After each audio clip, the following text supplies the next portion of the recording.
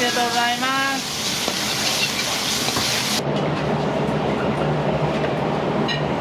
おろしです。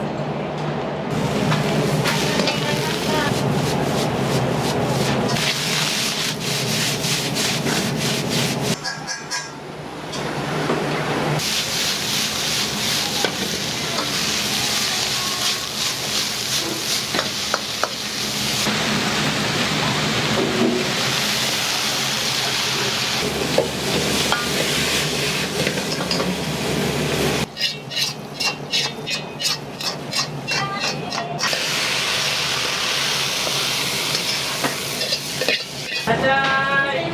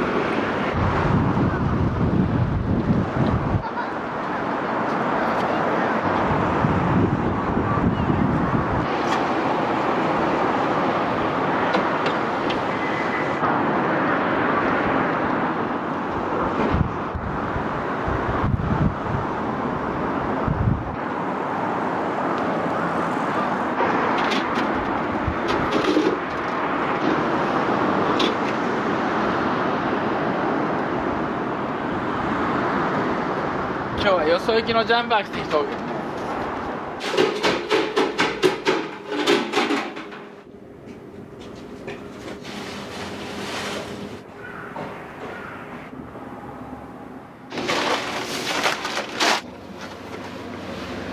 85のじいさんが聞いちゃうね。第一線のバリバリよ。バッテンがね、麺だけはね、由緒正しい麺屋さんから取るよ。福岡県でね、古いラーメン屋さん、麺屋さんがあるんよ。鳥尾製麺所って言って、ラーメン屋さんなら誰でも知っとんしゃっていう感じの麺屋さんがあるみたい。どんどんなくなったお友達が。定食屋さんがですか？うん、ほとんどなくなった。昔は多かったんですか？昔はね、あったよ、たくさん。もううちの母親がものすごく綺麗好きなんやった。死んだ母親がね。はい。で母親がいつもこうやって綺麗にしとる。父親と母親が始めたお店で、で私が次をさせてもらうようです。カツオナと大根も作るの、これでおじやしょうか。白ご飯がね。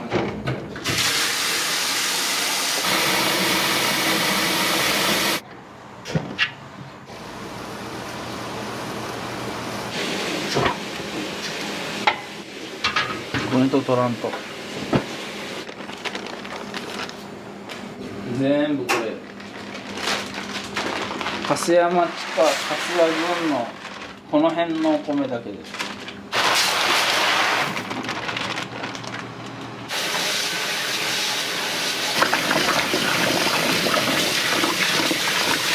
手作りをとにかくひき肉のタレとかソースとかとんかつソースとかそういうなのを全部作る。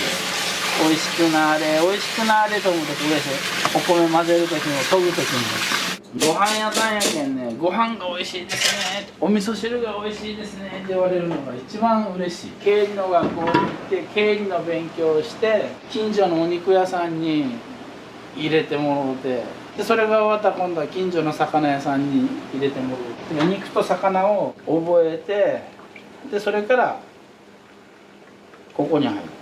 で両方とも横葵ちゃんと横葵人たちばっかりで校長の裏で頭カーンとこら食らされてさ「なんかお前コメントも式なんてや」って言って怒られるって。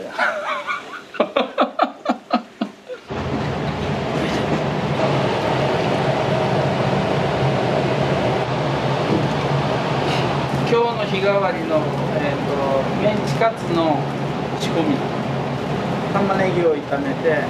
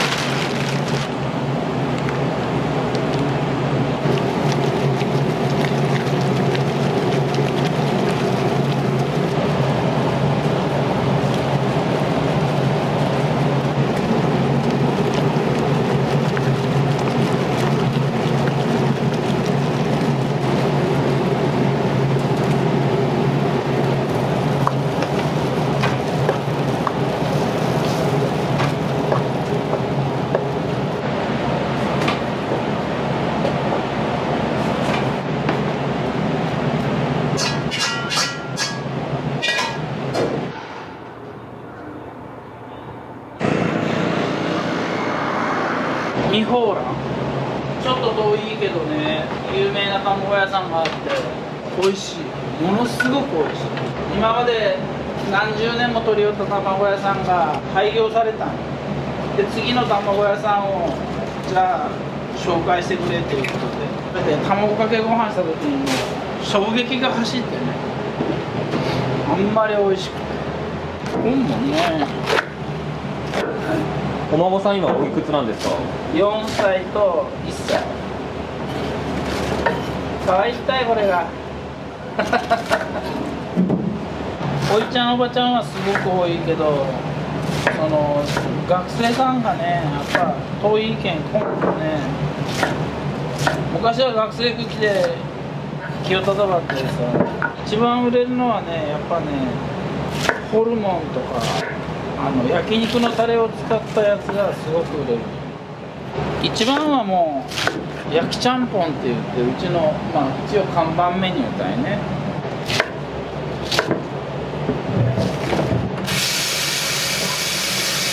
これが一番売れる焼きちゃんぽん定食。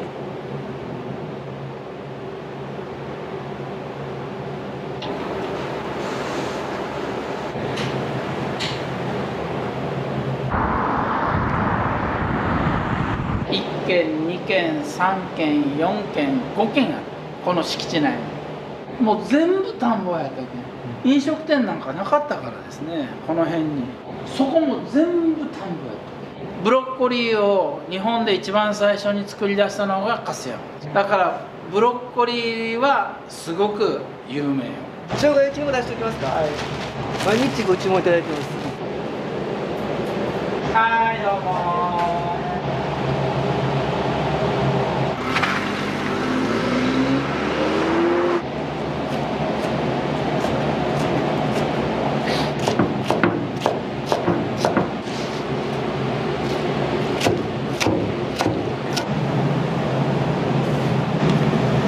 大根。おはようございます。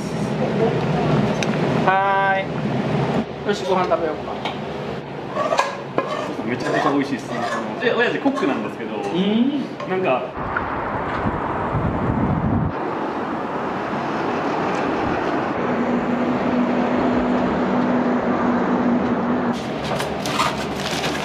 ガスなんか使うよ。温風ヒーターつけっぱなしできとって。学校給食ってやつは。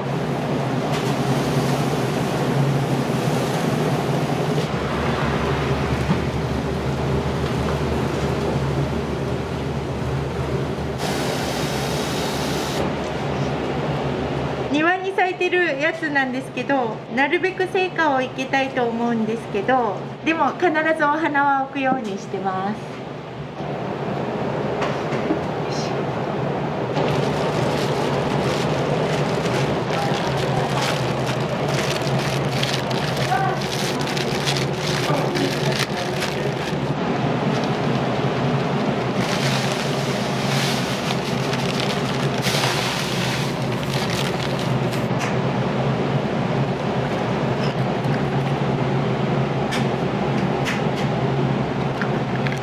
おはよう。おはようございます。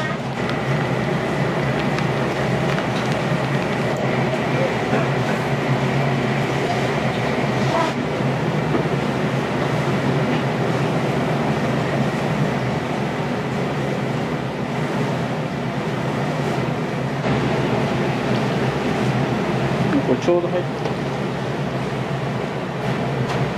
これも今日小鉢作ります。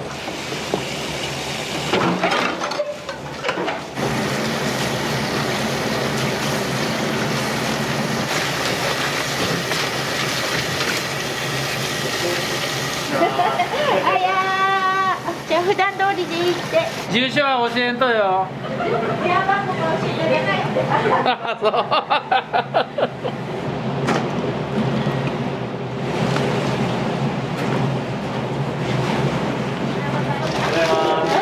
やー。汁それだけ。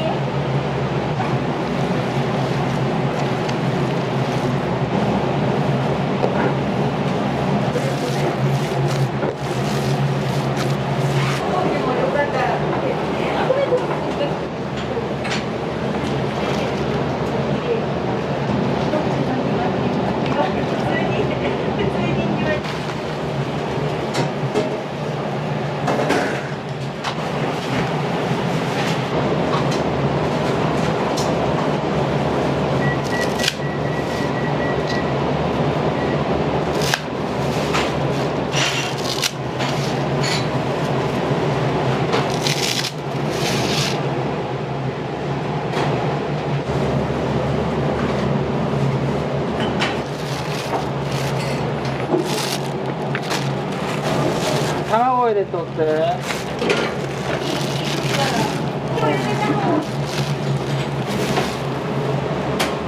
網に入ってる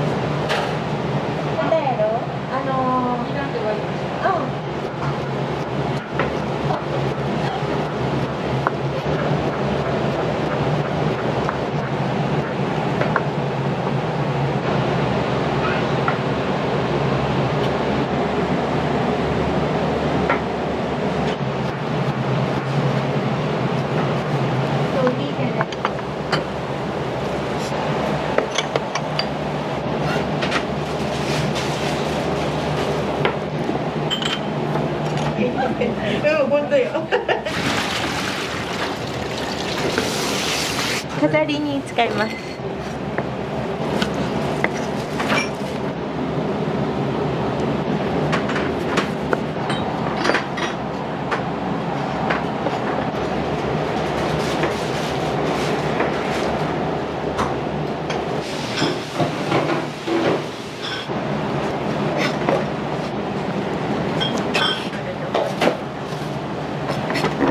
ありがとう。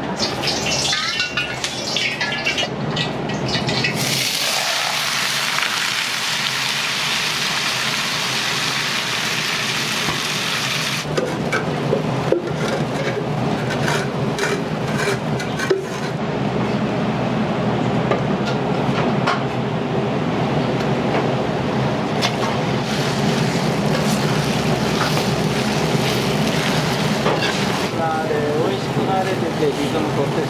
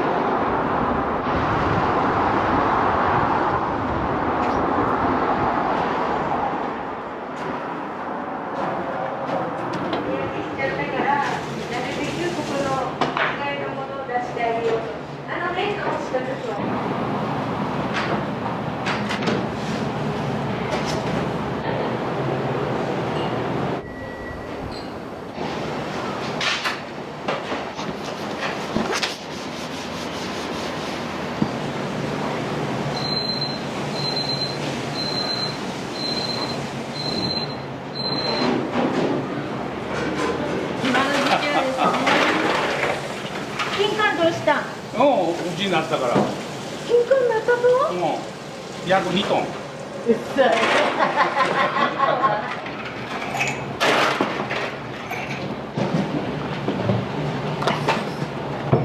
さあ今日はなんか、お客さん来てくれるかね。俺は。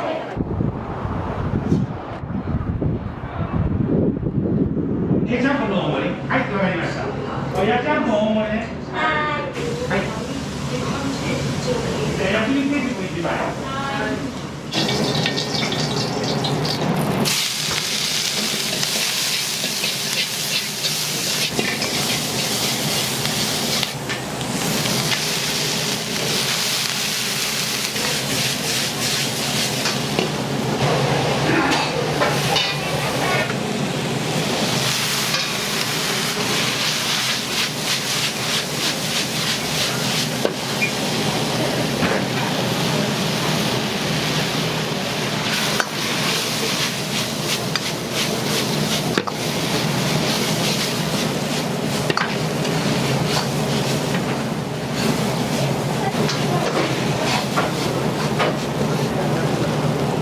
焼きちゃんぽん麺の大盛り。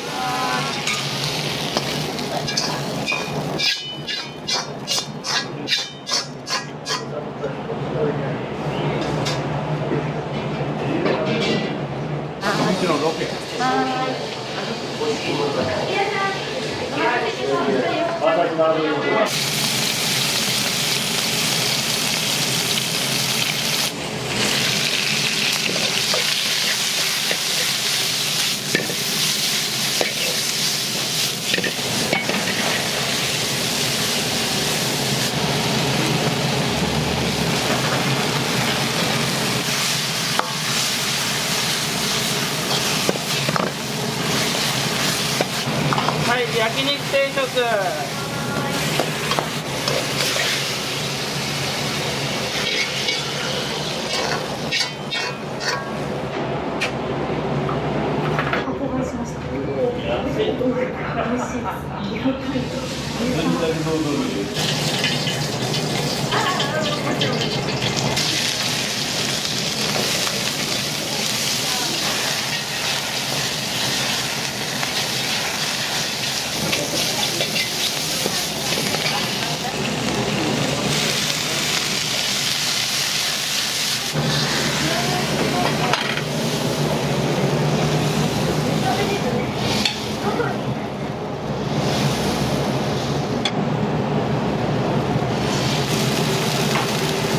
はい、ちゃんぽんです。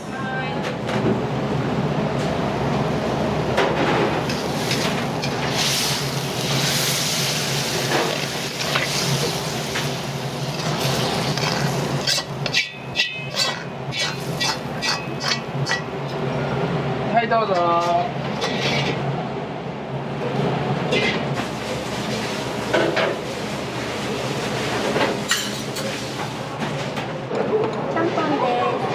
正午半もね。それはもうお姉さん元気。一番初めからもう30年ぐらい前。焼きちゃんか、おちゃんぽんか、これかね、日替わりか。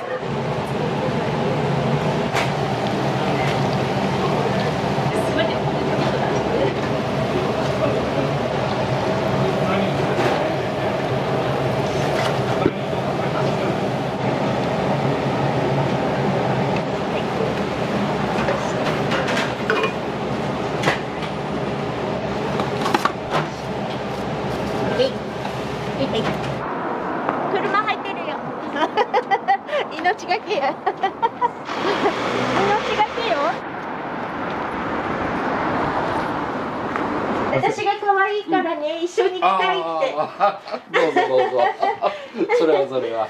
お疲れ様。本当になんで区役所って感じよね。はい、すみません。はい。ありがとうございます。はいじゃあ今すぐ食べてください。はい。お疲れ様。いただきます。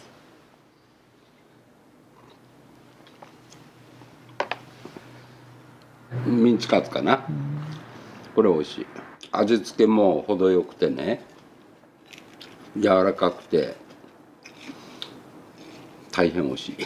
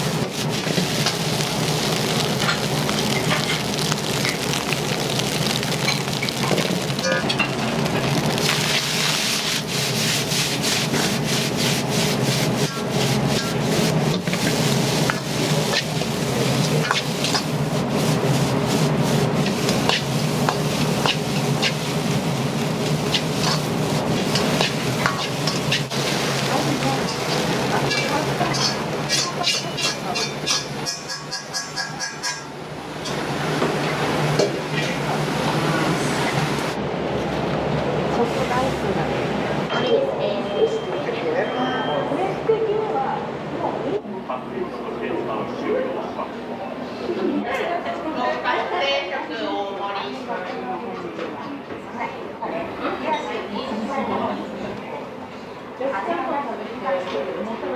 ともとね焼肉屋さんやったんよ。食べて焼くところで焼くところで区役所っていうお店。屋号の由来はね、いらっしゃい、買って出来合いのものを使うとかなんも全部作る。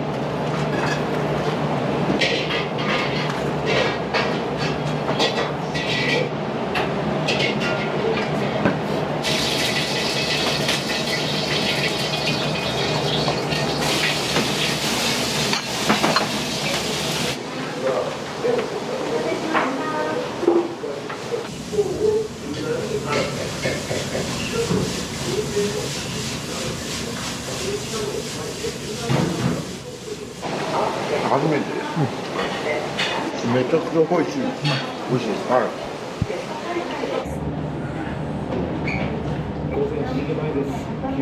焼きちゃんで一つ、ちゃんぽん一つです。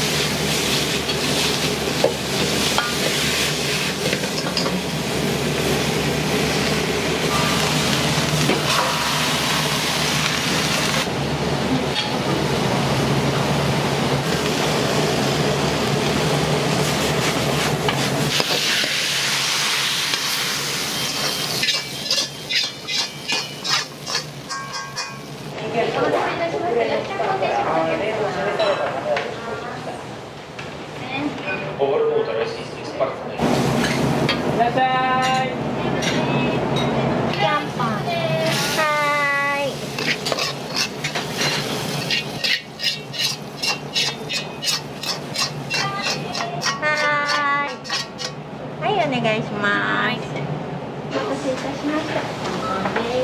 韓国政府は今日から百貨店や学校など屋内でのマスクが解除された場所でも引き続き着用すると書かれた人が9割を超えていて、今日もほとんどの人がマスクをしていました。国連の緊急理事会が深刻な懸念を示されたためだと。日替わり一つです。次回は日替わりです。ロシアとベラルーシ。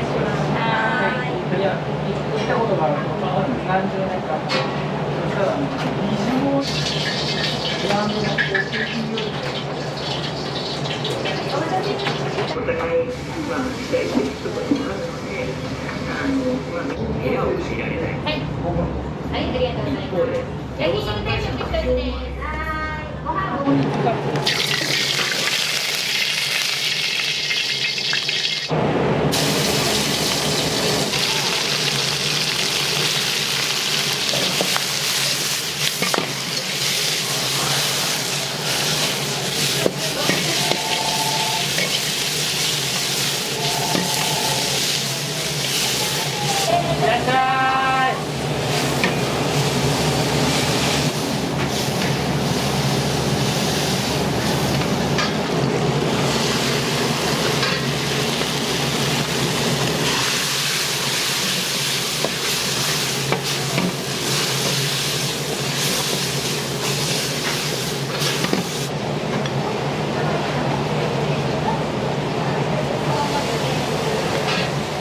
焼肉定食ね。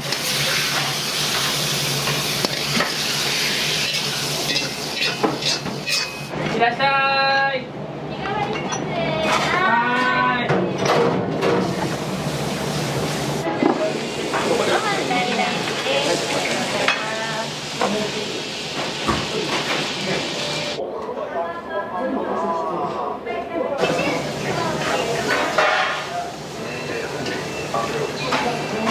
焼肉定食。そうですね。大体焼肉定食ですね。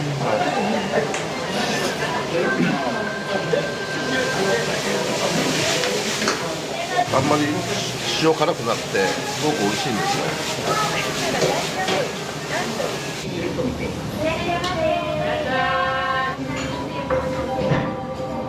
焼きちゃんで一つ、焼きうどん一つです。い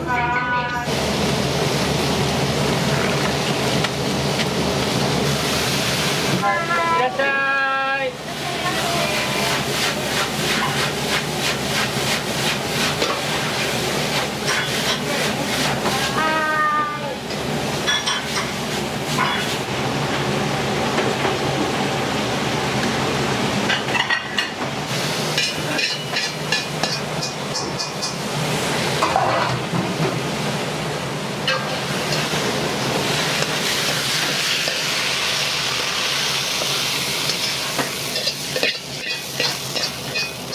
はい、これ焼きうどんお願いします。いらっしゃい。いい？はい、サンキュー。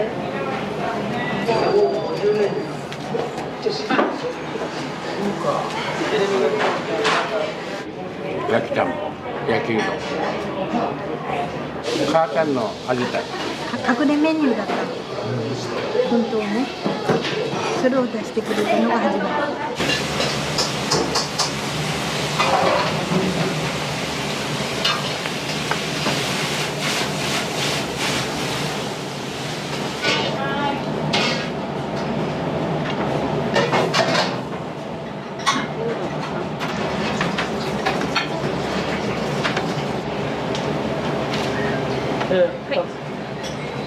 焼きちゃんぽんね。はい。こっち側が。はい、日替わり2つね。日替わりです。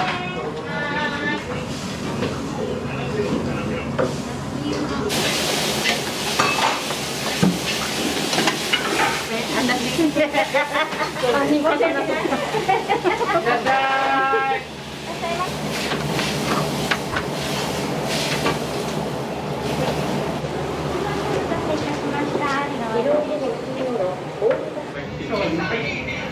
これ生姜焼きを1枚。いらっしゃい。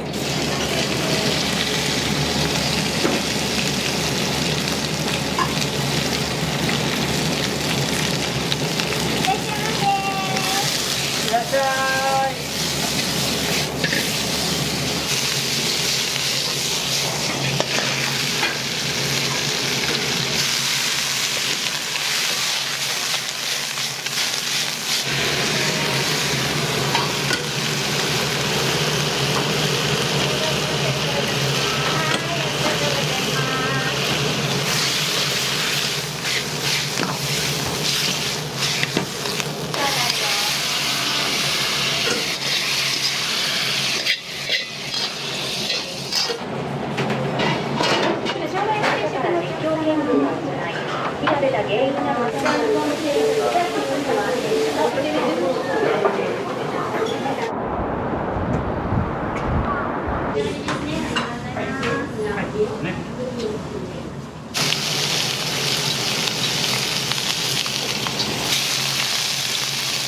はい、ありがとうございます。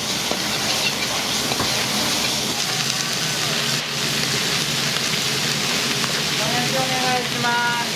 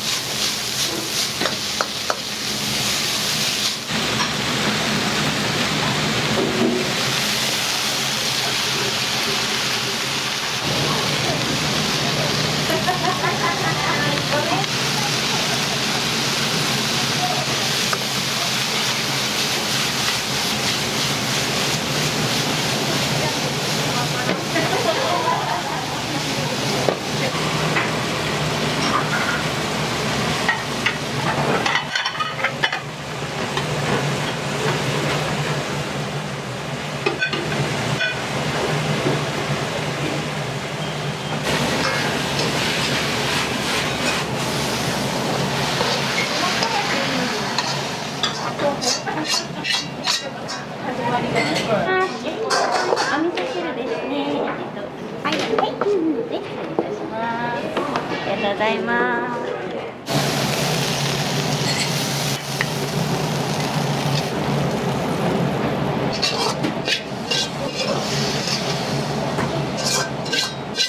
はい、焼きちゃんぽん2個。ちゃんぽんと味噌汁ですね。はい、ありがとうございます。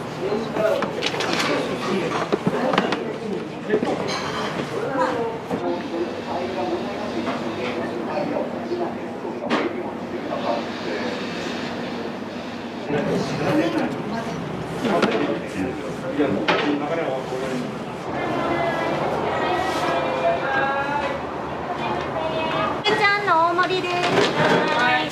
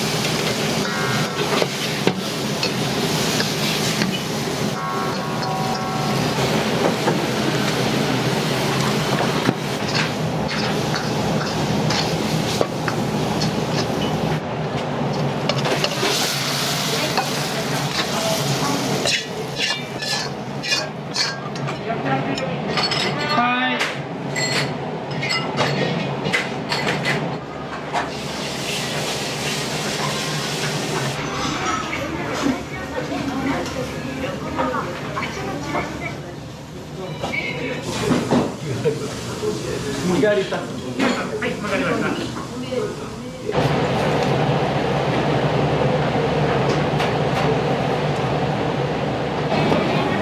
いらっしゃい。はい、これホルちゃん麺の大盛り。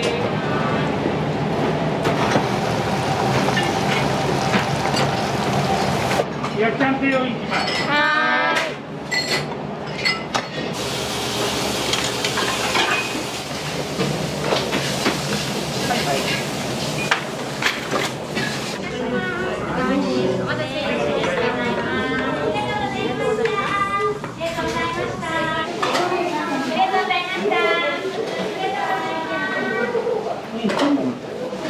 中ふわふわで美味しい。焼きちゃんぽん定食とね、唐揚げ定食。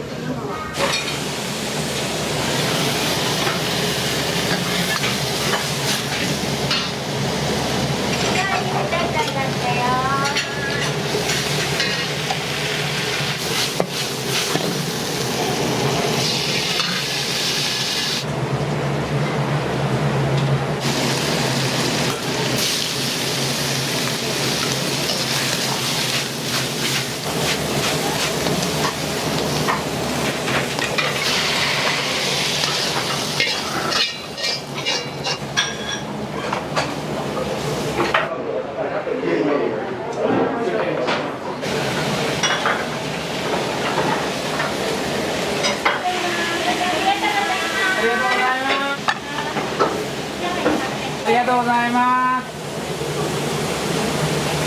仕上がりました。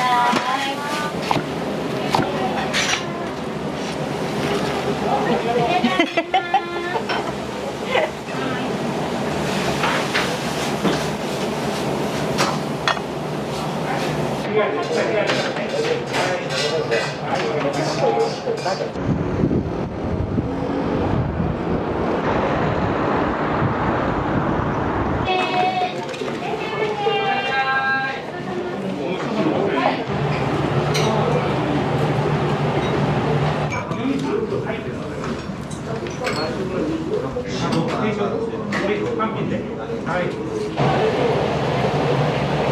らっしゃい。いらっしゃいま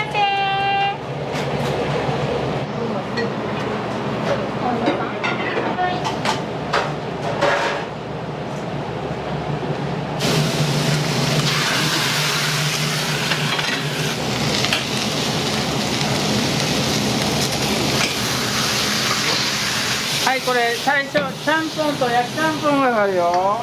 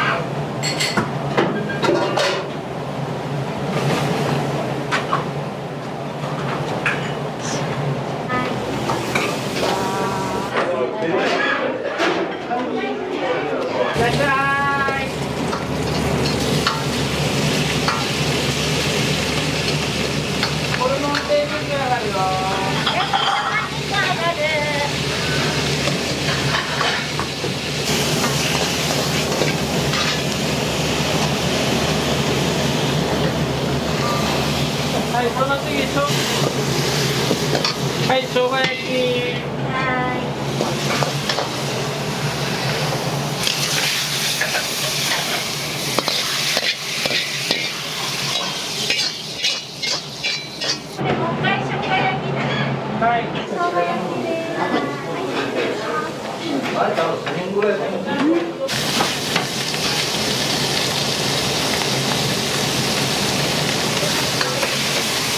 ありがとうございます。いらっしゃい。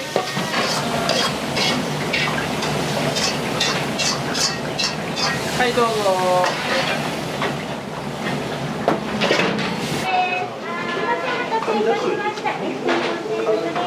紙だけ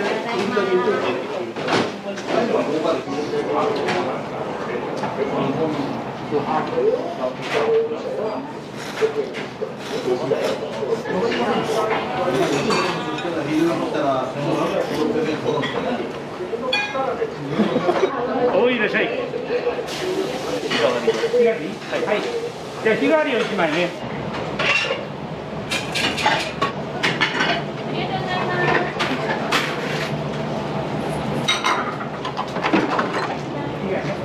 ありがとうございました。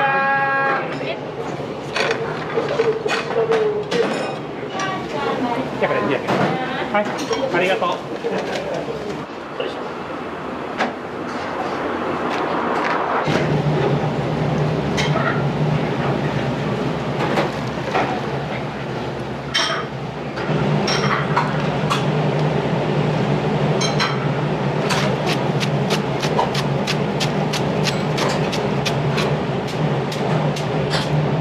はい、ラーメンね。はい、どうぞ。ありがとうございます。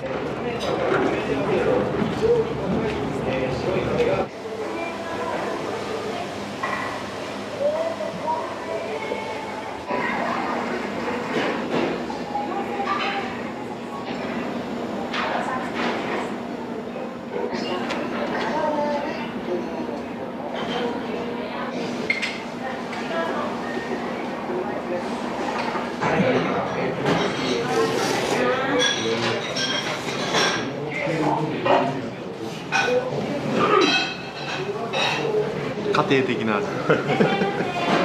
チが柔らかくて美味しいですよ。ソースも美味しくて白飯何杯でもいけますわ。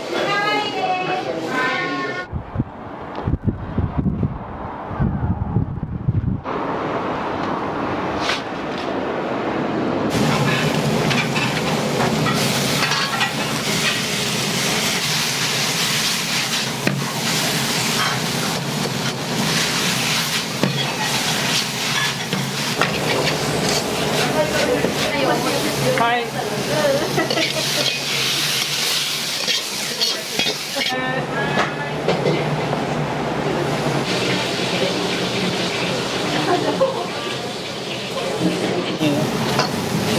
コーラの、総合会焼きちゃんぽん2個。お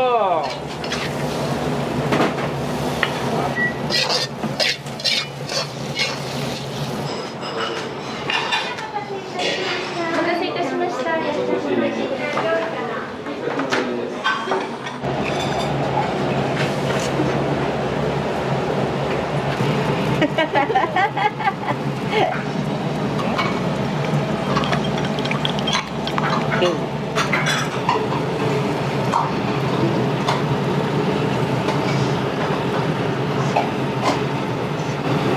いらっしゃい。はい。いらっしゃい。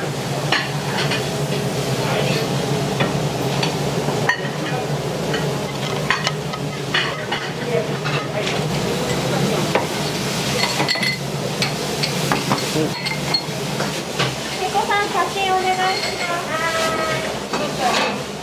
はい、2杯いきます。お待たせいたしました。し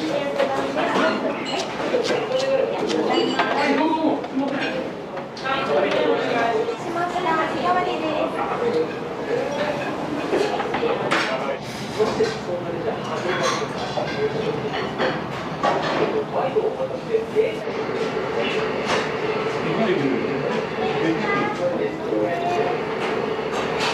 はい、美味しいです。久しぶり。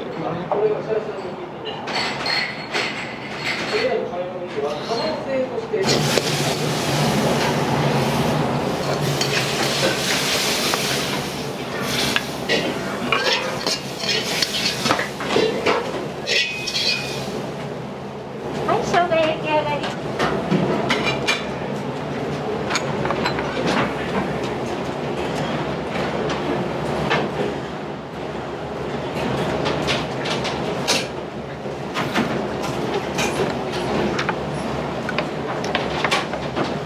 もう10年はなりますね。この生姜焼きが好きですね。野菜も食べれるし。ありますか。ああ、もうみんな勧めなんですけど、だいたいいつも日替わりを頼んでいるんですけどですね、レバニラ定食だったりとか、まあ、たまにラーメンなんかも食べたりもします。美味しいです。おかわりして卵かけご飯したり、まあ、納豆をトッピングしてですね。ここ卵美味しいですか。あ、卵美味しいですね。だから必ずと言っていいほど食べて、これが食べないと馬力が出ないような感じがしてですね。味噌汁も美味しいですね。いつも。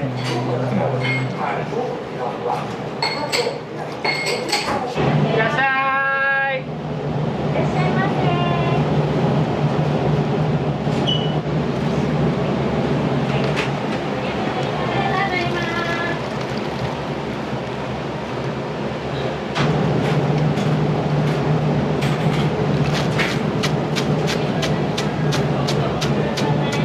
はい、ありがとうございます。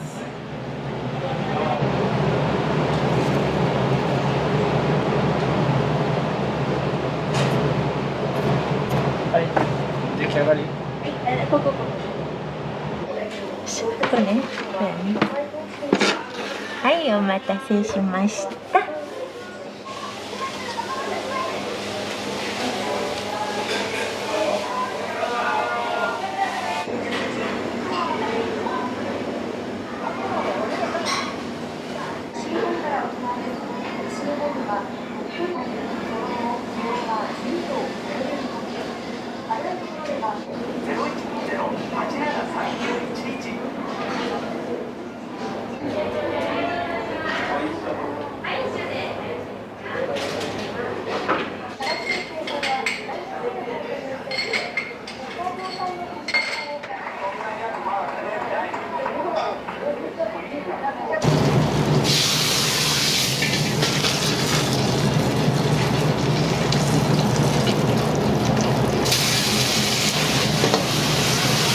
サイコロ。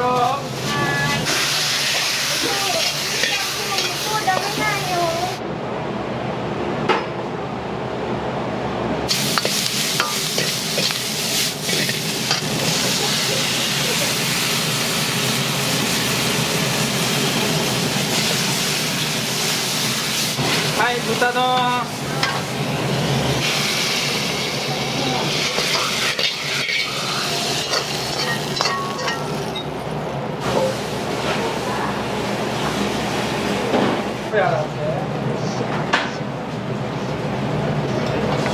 はい、ありがとうございます。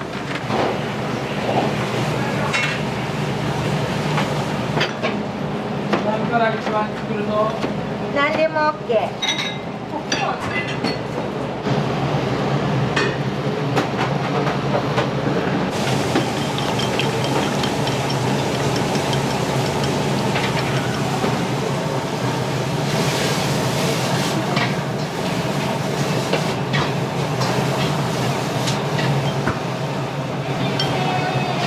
いらっしゃい。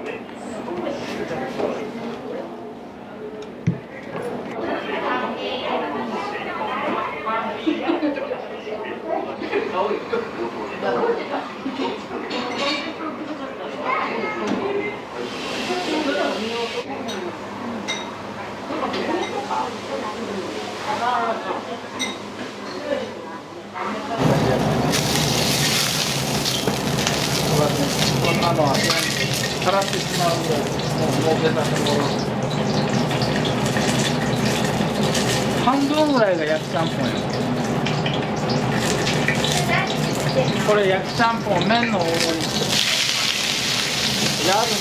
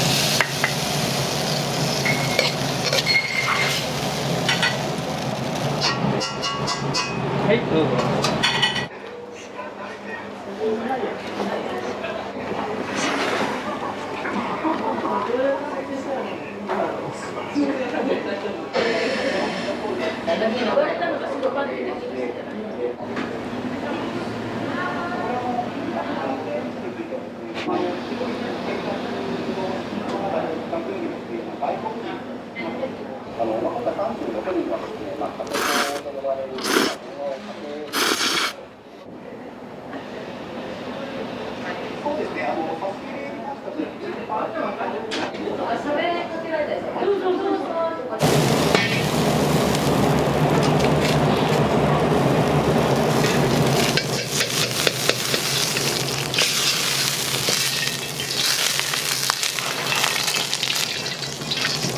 はね、上の人ばっかりやしね、若者があんまり来ないんだよね。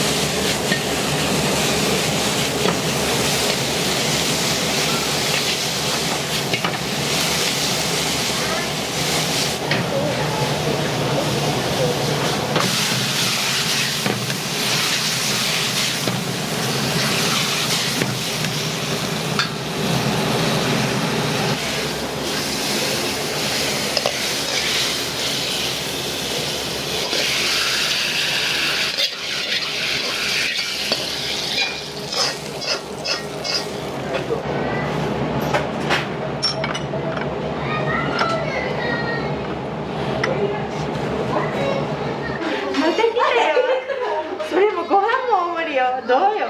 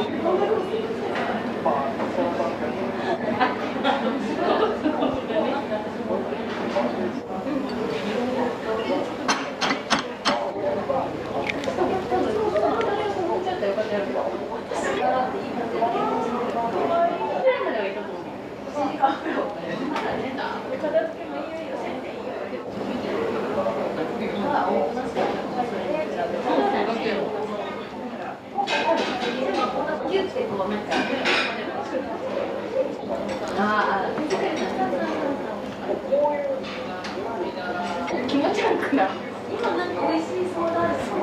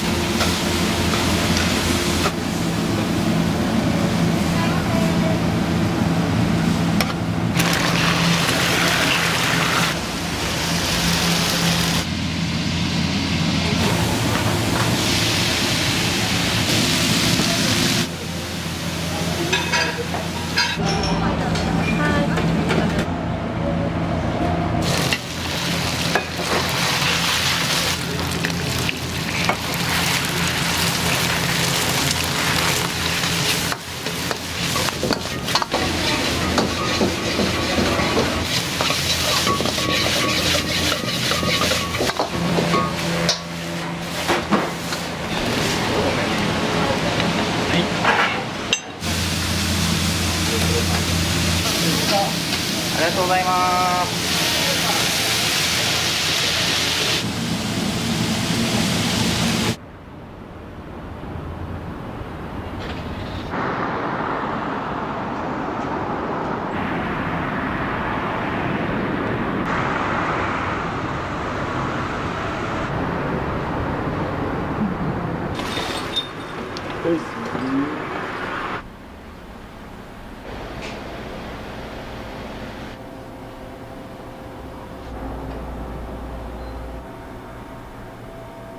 ごめんなさい。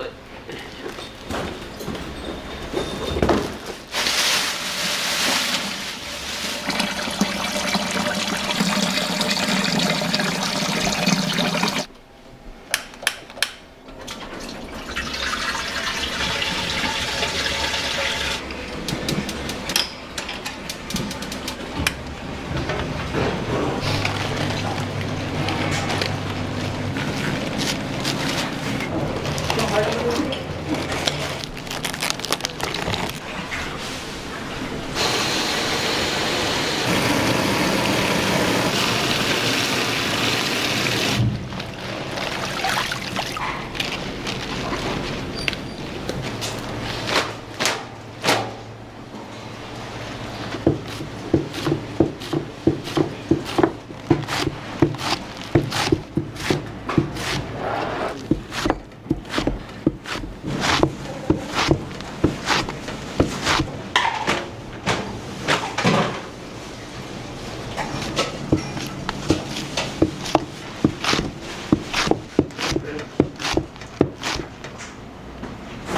切ります。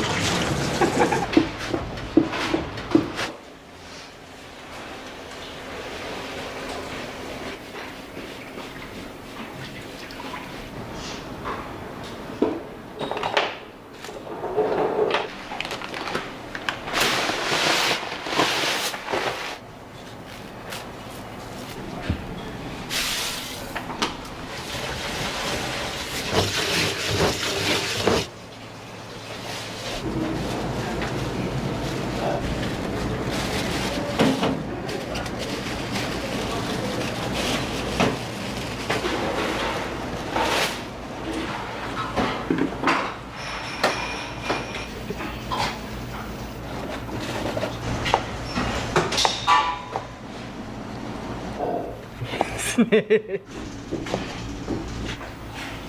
僕切ります。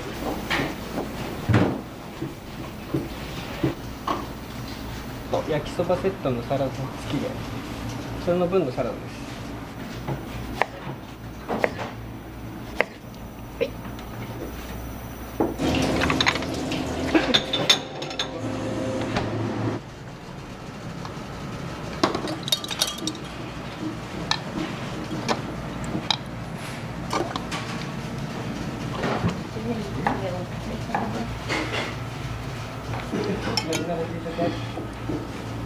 今入れたのが返しっていうラーメンの味になる大元のもので、あとはちょっとずつ調味料を足して豚骨スープとしてお客さんに出してますね。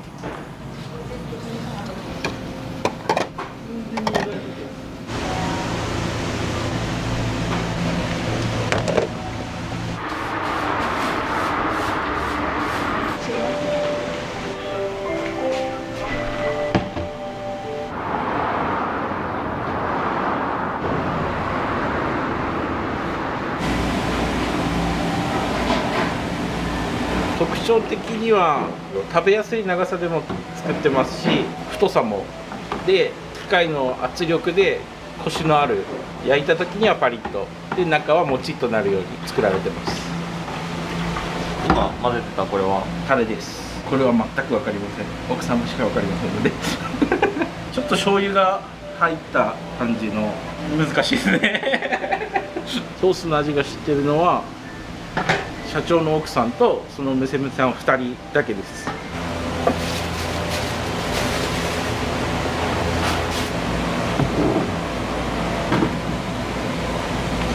首から下の部位がほとんど入ってます。ヒレもロースもバラもモモも全部入ってるんで。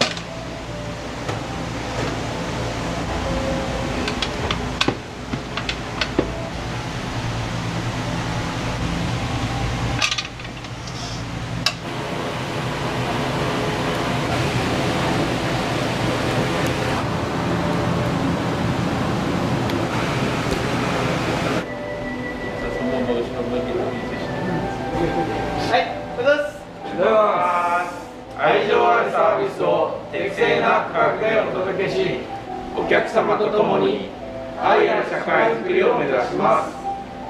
はい、以上です。お願いします。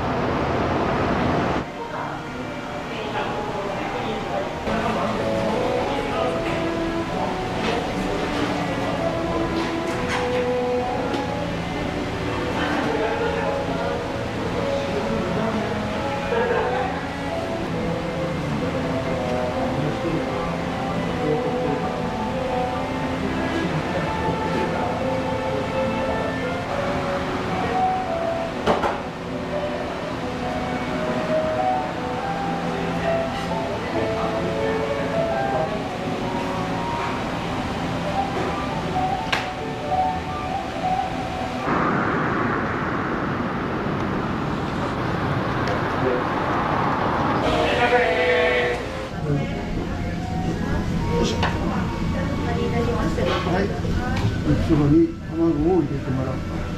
焼きそば2つ。焼きそば2つですね。一つは、卵を入れてください。生卵ですか。はい。専用にしてください。あんなに油取ります。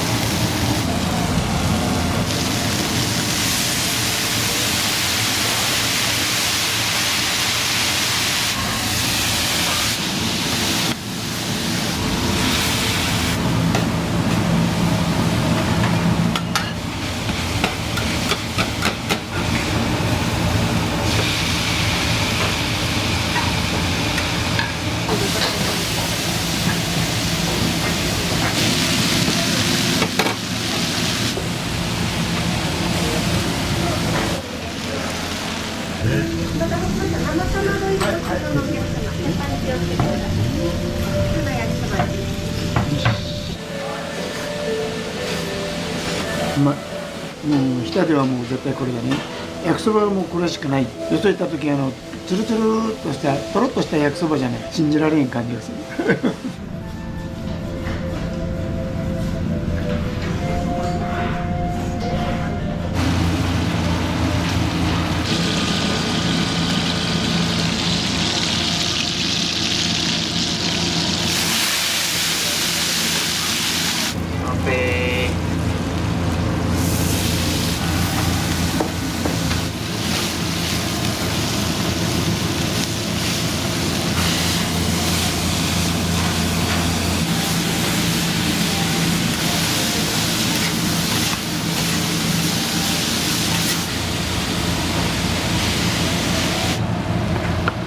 番ですね。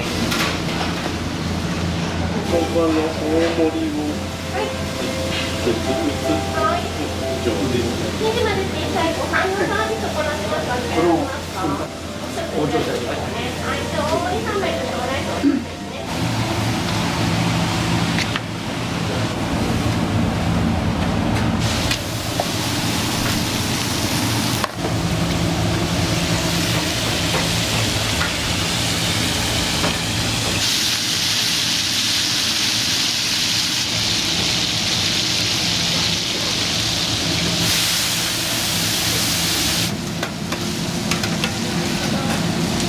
こ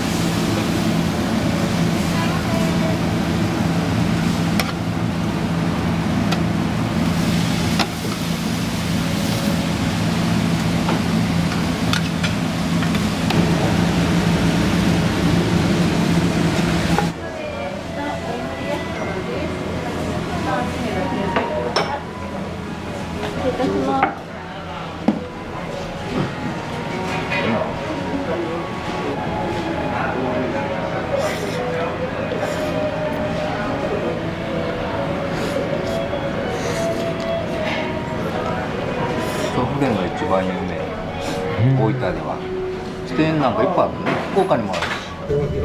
焼きそばの大盛り。大盛り、はい。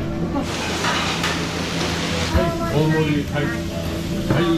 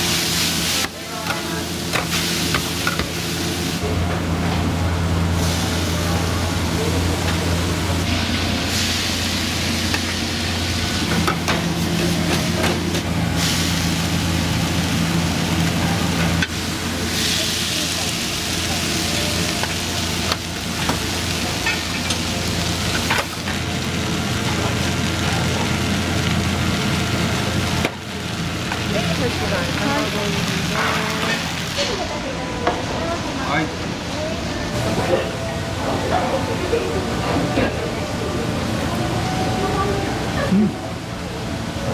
まあ、サラダセットに生卵トッピング。生卵はいつも何か乗せますね。自分はひたすらかき混ぜます。結構カリカリしてるから麺がですね、卵との甘みとこのカリカリ感がソースとちょうどマッチングして美味しいですね。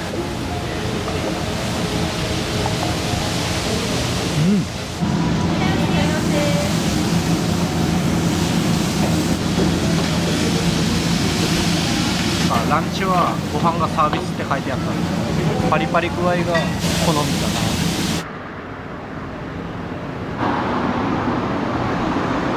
2名様です。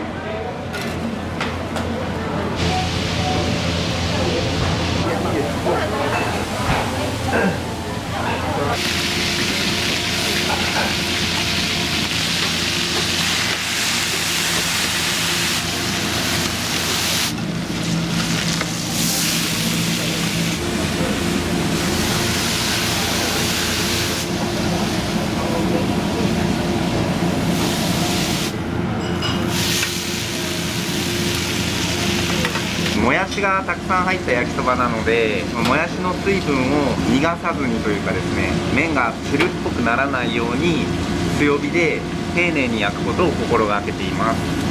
最大何人ぐらいですか？6です。6人前までですよ。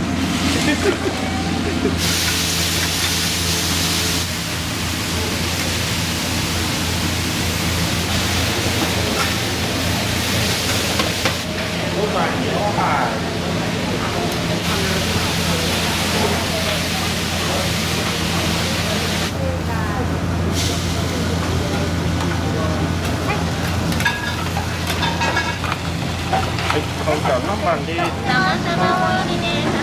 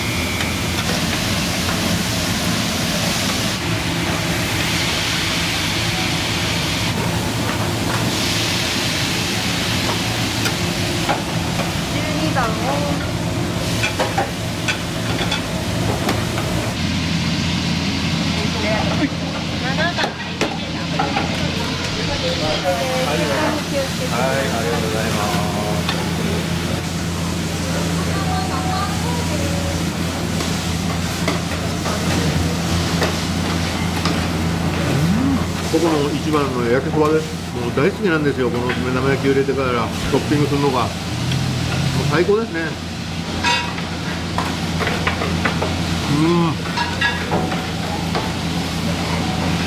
何度食べても美味しいですよ。どうもありがとうございました。もう腹いっぱいです。ありがとうございました。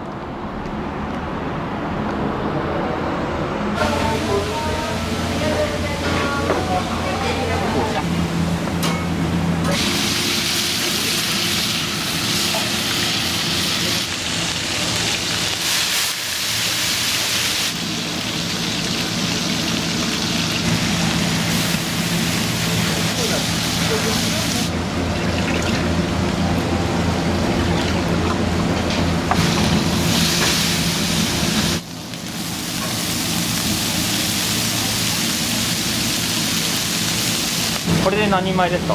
これ、4人前です。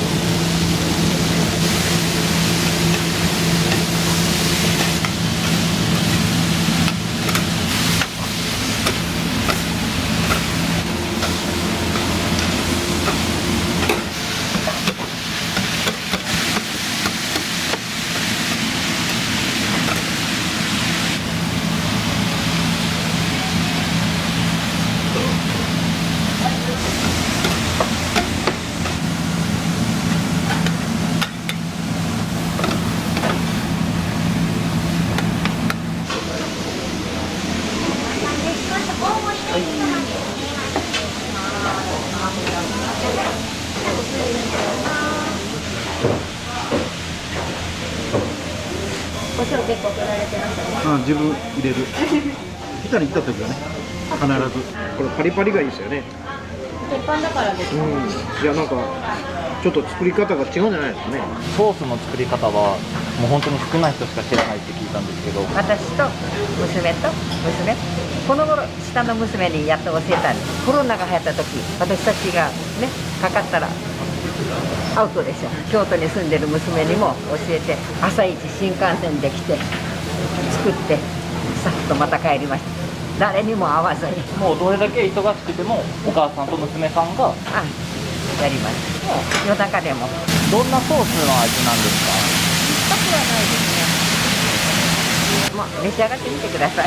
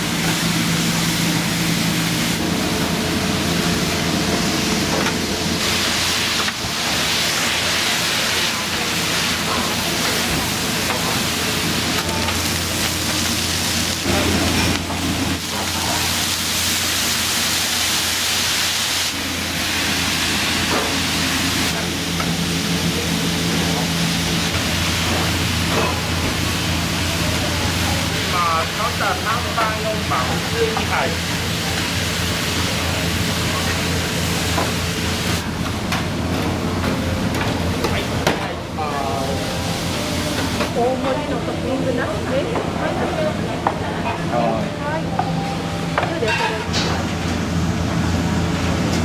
大盛り焼きそばです。大盛り焼きそば。美味しいです。熱い。全般的にもう美味しいですよ。もやしが麺と絡み合って美味しい。全然違います。油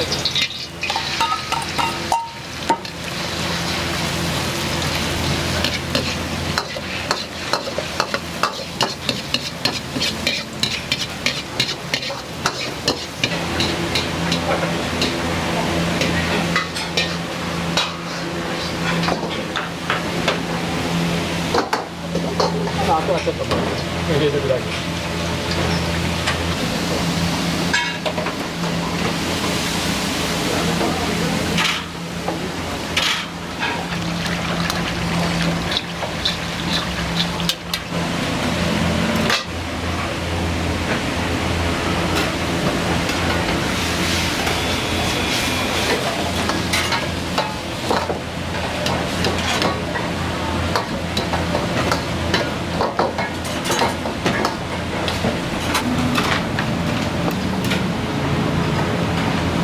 どうした。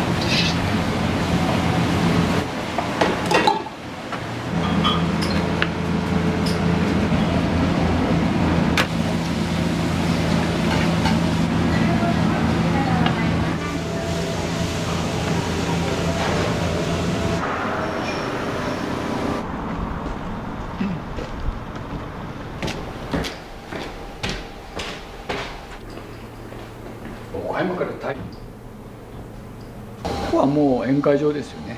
土曜とか日曜とかこっちのお客さん多い時はこっち使います。でもう開放して使うから並んでね待ってもらうの気の毒や寒いけん。宴会も結構人気なんですか？そうですね。もう飲み放題4500円。僕がやってたのが中華やからもともと基本的には中華の料理になりますよね。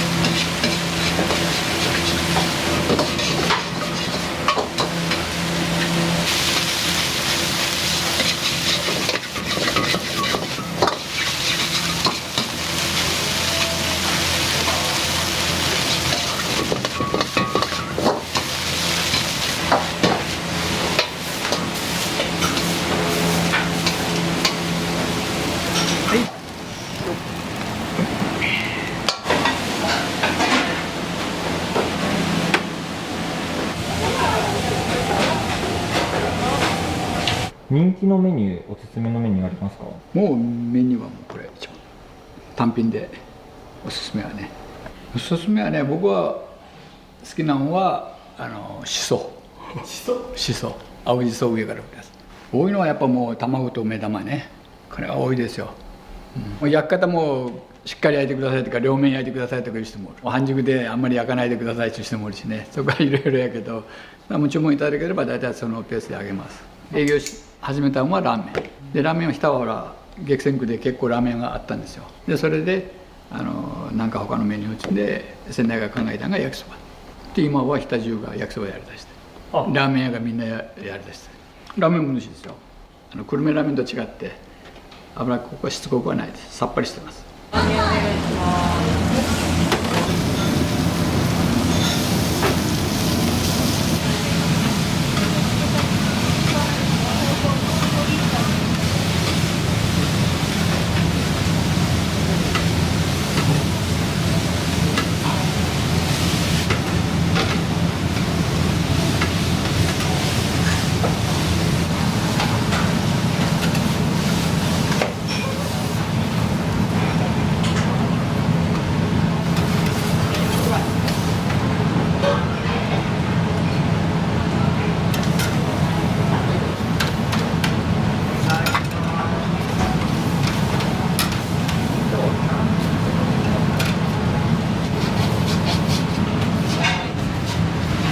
ラーメン2杯お願いします。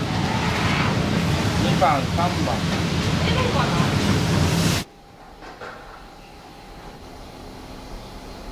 基本的にはね、夫婦でやるっていうのが理念で、夫婦でやるのが原則。一人やったらできなかったんですか？できるんです。独身はできる。今はね、もうちょっと時代変わってきたんで、フランチャイズでいろんな形で出るっていうのもありますけども、だからここで修行しながら嫁さん探して、だからみんな学校卒業して高校出てくるでしょ。そして3、4年して結婚して出ていく。だから今支店をしている人たちはみんなそういう人。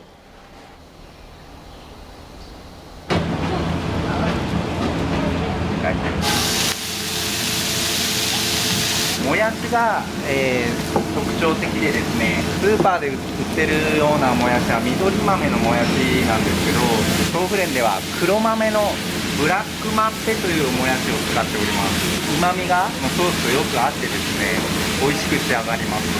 そうですね、やっぱり生き物ですので、細い時もあれば太い時もあったりしますね。そのコンディションによって、焼き手が焼き方をちょっとずつ微妙に調整していくっていうような焼き方でタイプしております。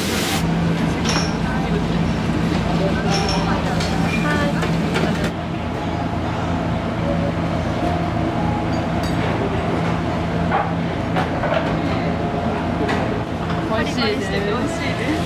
福岡から来ます。でも1時間ぐらいで来れます。今日はこちら目当てで。そうです。で美味しいから行こうって言って来ました。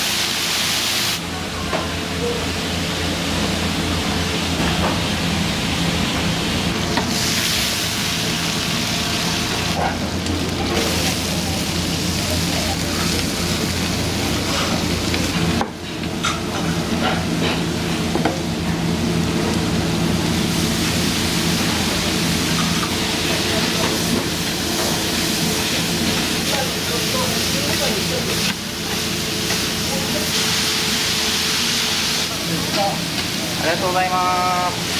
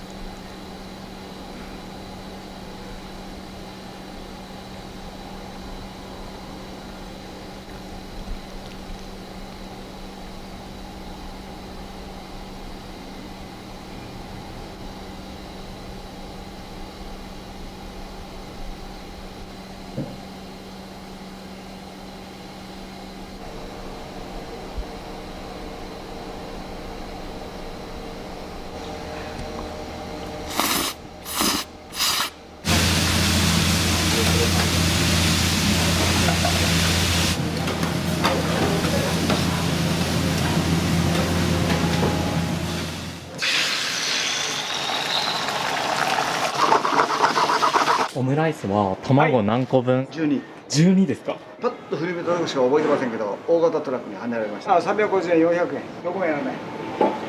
バカだから。子供正直ですね、やっぱね。まずいって、美味しくないって言われた。やっぱり相性がいいですか。1週間ぐらいですね。家帰ったら寝るまでずっと煮込んでて。はい、すいません。体が動かなくなるまで。だから100になっても動ければやります。関係なく。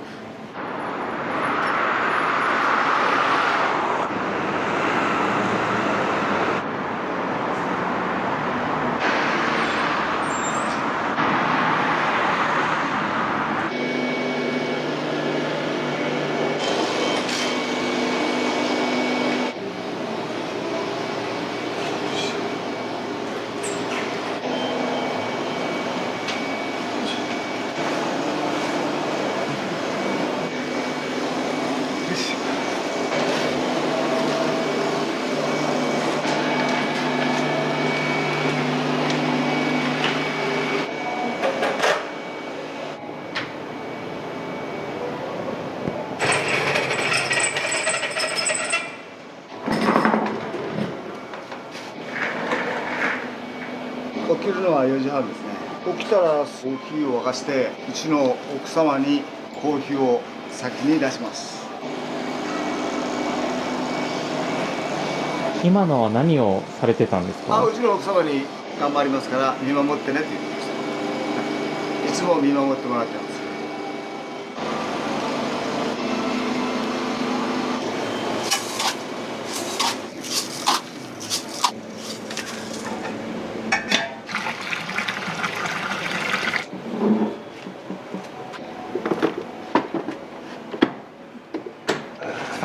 釜並んでると思うんですけど、はい、これはすべてご飯ですか。ご飯です。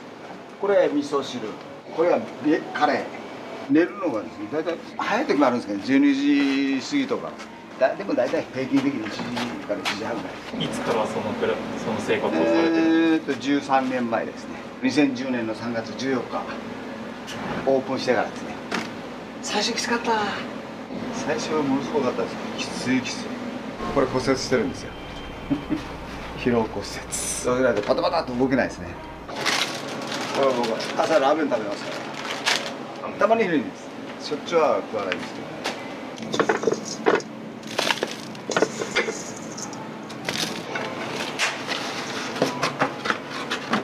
唐揚げです。味付けして粉をこねて今つけるだけです。寝かした方が美味しくできるので、即席でやったら美味しくないです。よいしょ。店をやる前は、ちっちゃなホテル、プリンスホテルというホテルですね、全国にありますけども、その中のシェフをしてました。僕がシェフをしてる時にうちの奥様と知り合ったんです。横浜の高校を出てプリンスホテルの試験を受けてシェフになります。うちの親父は九州の熊本っていうところに実家があるんです。よく遊びに行ってたんです。冬休みとか夏休みとかですね。おばあちゃんがいろんな遊んだり料理を作ったりするのを見てて、でそれが自然と好きになったんですね。田舎ですからいろんなものを取りに行ったり何やかがするんで、そこでついていったりいろいろしてるうちに好きになったと。おばちゃんの料理が体の中に染み込んだんですね。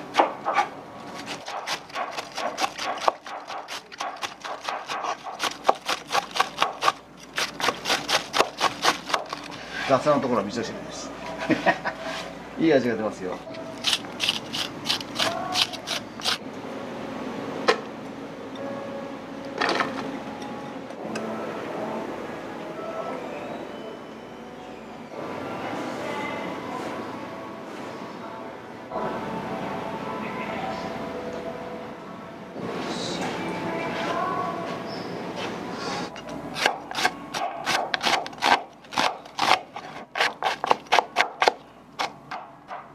味噌汁です。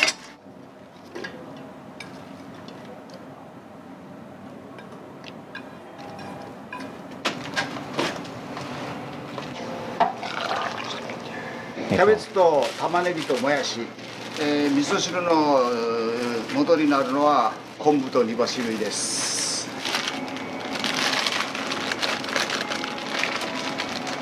揚げ入れるのは味がすごく風味がいいです。揚げ入れないのと入れたのと全然違います。洋食一本あちこちもう品川、高輪、赤坂あらゆるところは動かされましたね。ホテルでうちの奥様と知り合った。僕はシェフをやってて奥様は企画をやってたんです。もう下積みしすぎてある程度の時に知り合ったもんですから、でその時にちょっと料理にちょっといろんなレシピの中に必要なものがあったんで企画の方に行ってこれを取ってもらえませんかねということで企画に依頼したんです。同じホテルの中でですね。逆に依頼した時に知り合ったのはうちの奥様です。うちの奥様はこの博多の人です。僕は横浜の人間です。で彼女が家庭の事情でこちらの福岡に帰ってこられて、それから約8ヶ月1年近くにしてどうしても諦められなくて僕はホテルを辞めてここに来たんです。したのに亡くなったのがやっぱ寂しいです。だからあれを見ながら頑張らないかなと。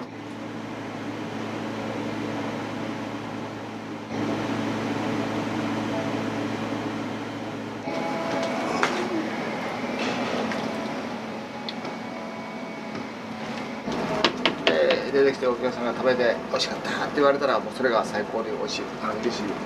ビーフの肉はありません。溶けてます。もちろんじゃがいも玉ねぎも全部溶けてます結構煮込まれるんですか？1週間ぐらいですね。家帰ったら寝るまでずっと煮込んでて、でまた止めてまた冷やしますけどね。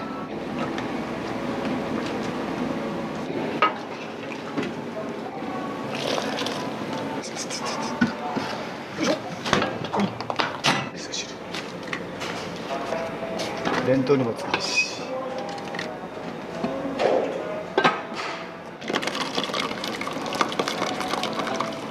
いしょ。これ弁当のカレーですね。これは焙煎して作ったやつです。普通のコーヒーと違います。飲んだらわかります。お客さんが美味しい美味しいって出るものだから。一個一個違うですよ。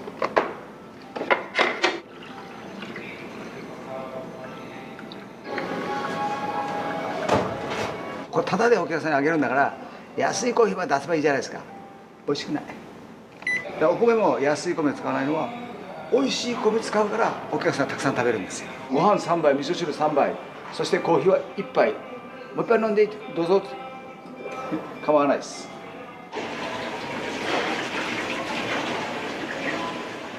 そしてキムチは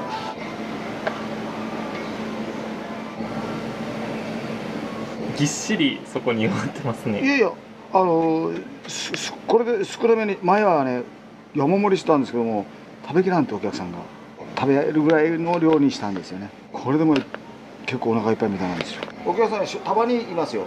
ご飯もうちょっと多めに、ああ自分でやってくださいって、好きなだけ入れてってって楽しみがなくなってしまう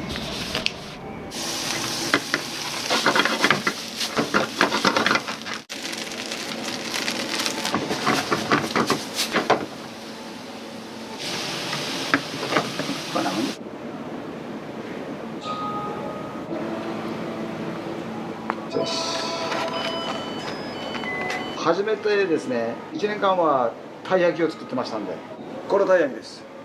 たい焼きの大きさこれです。普通のたい焼きこんなもん。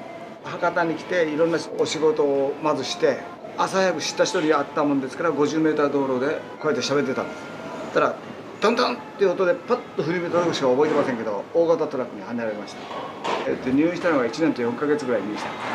うちの奥様にこう横についてもらいながらちょっとずつ歩いて、わずか10分で行くところを半日がかりで、それがずっと長年続けて、でステーキも取れてまともに歩けるようになって、周りのちっちゃな子供たちがいて、その子供たちにお菓子を作ってあげてたんです。その男の子が「おじちゃんたい焼き作って」って小麦粉でパパパーッと作って、たい焼きをあんこ入れてパパーッと作ってあげて「はい」ってあげたんです。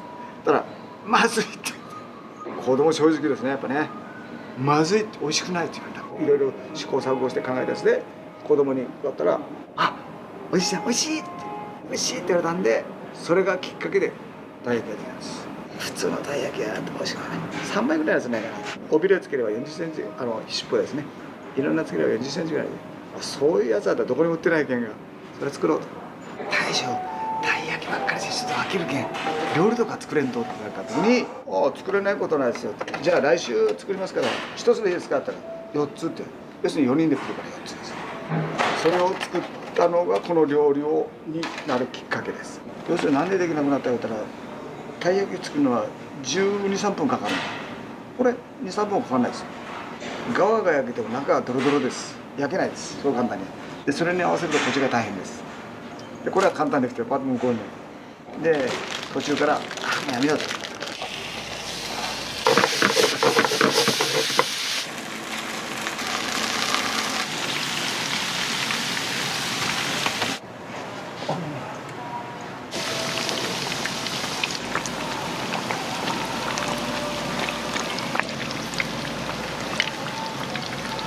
よいしょ。よ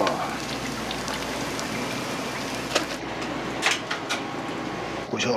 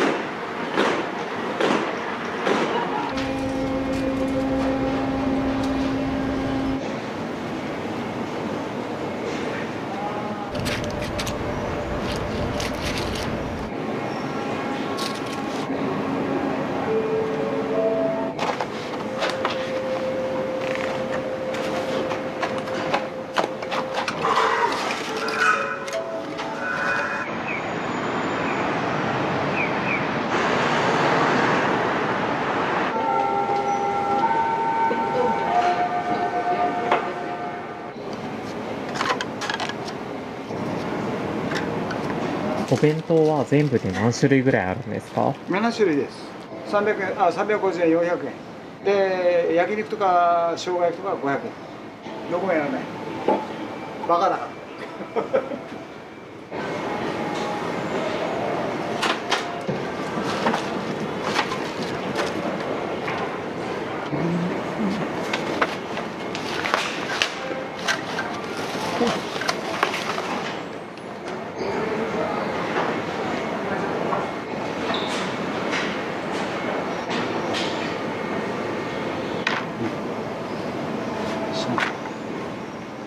多いか。多いね。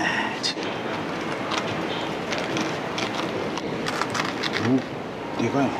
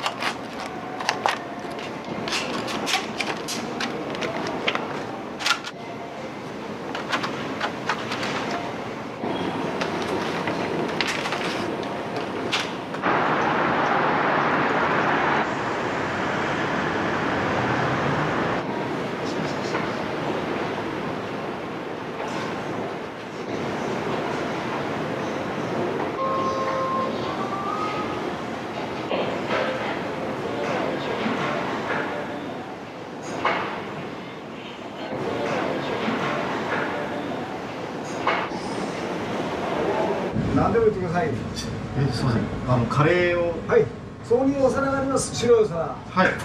それにご飯好きなだけつけてください。好きなだけいいんですか。はい。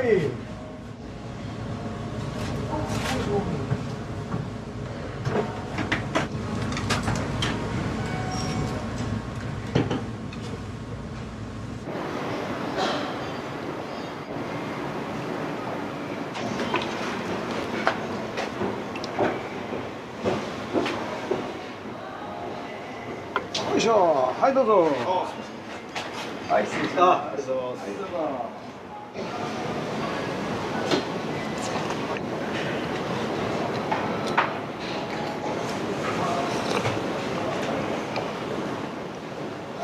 す。初めて来ました。周りから話聞いてですね、美味しいし量は多いよということで聞いて、ちょうど私の子供が結構、食べ盛りで、一回食べてみて、で子供も来れそうなら子供も連れてこようかなと思ったんですね。それで今日ちょうどこの辺来る機会があったんで寄らせてもらいました。システム分かりました最初。いや分からなかったです。正直言って分かりませんでした。びっくりですね。ありがとうございます。どうもすみません。ごちそうさまでした。ありがとうございます。こんにちは。どうも。だんだんなくなるよ。今日早い。なくなるのが早い。味噌汁は向こうで、コーヒーはこっちです。コーヒーもある。はい、もっちですよ。すげえ。すげえでしょ。かっこいい。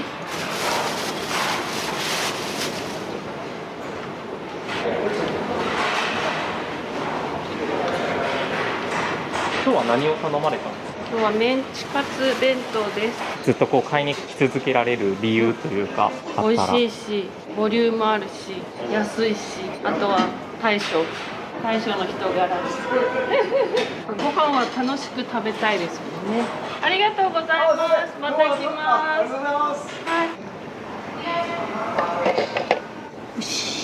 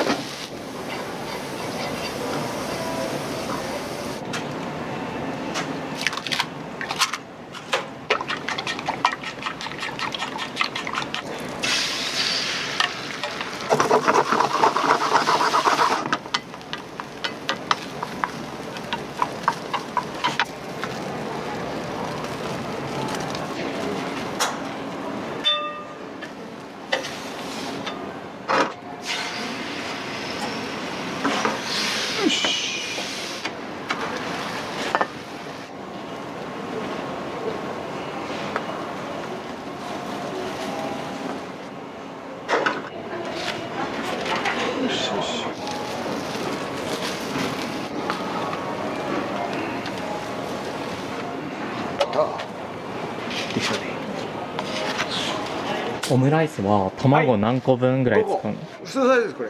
小で4個。大だとどのくらいですか？12。12ですか？大きさが倍あります。全然違います。糸島の卵です。最初はどこの卵でもわからないのをいっぱい使ってたんですが、でそこの社長が来て、うちの卵を一回オムライスに使ってみてください。どこでも一緒やつって言ったんやけど、これ2パックぐらい置いときますから試しに使ってみてください。使ったらうまかった。全然味が違う。むちゃくちゃ美味しいです。これはもう僕じゃないです。お客さんがいる。2回目ありますよ。最初はフォア、2回目はトロ、フォアトロです。大したことないですけどね。大したことないけど。尾形さんは今おいくつなんですか？73です。昭和25年、1950年生まれですね。73歳ですか？はい。1950年7月の22日です。若々しいですね。はい。みんな言います。お店はいつまで続けようとかあったりする？わかりません。体が動かなくなるまで。だから100になっても動ければやります。関係なく。いらっしゃいませ。じゃあ。肉野菜炒めてる。はい、作ります。よ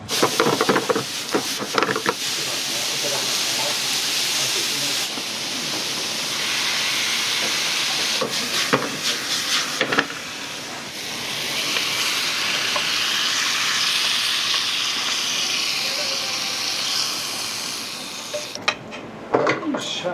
はい、失礼します。あ、こんにちは。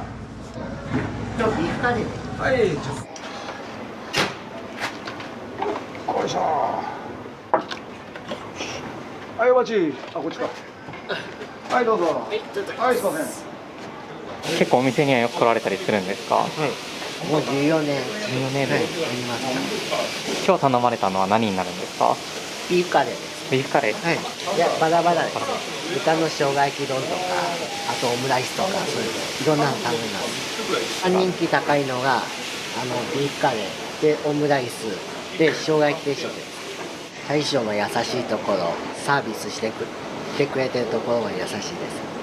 あちら入ってますんで。はい、どうぞ。お座りください。すいません。生姜焼きに。はい、返しました。失礼します。ロースの生姜焼きが一番人気です。はい、すみません。生姜焼き3つです。よいしょ。はい、失礼いたします。よいしょ。もう一丁いきます。よいしょ。はい、すみません。失礼します。ネットワークとか。今日出張で自分は初めて。はい。そうです。盛りだくさん。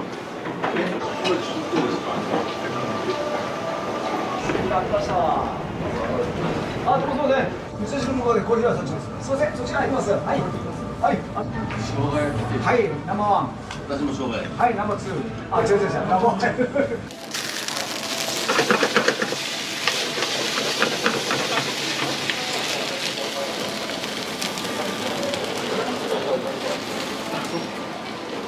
ありがとうね。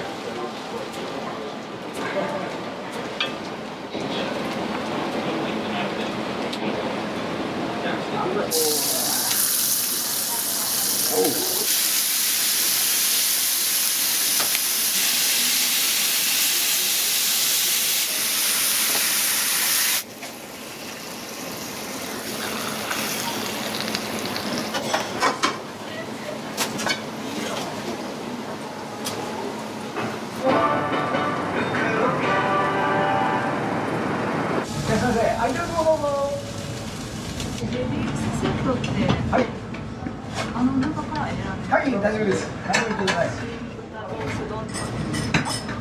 豚ロースのビーフカレースペシャル。これにご飯ついてください。はい、好きなだけ。すいません。は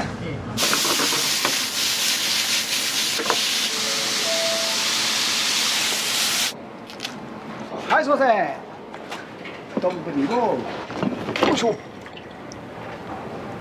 はい、すいません。はい、失礼します。あ、違います。お店にはよく来られるんですか？まあ久しぶりに来ました。何度か、来ました。今日まあこの辺でちょっと用事があったのでビーフカレースペシャルですね。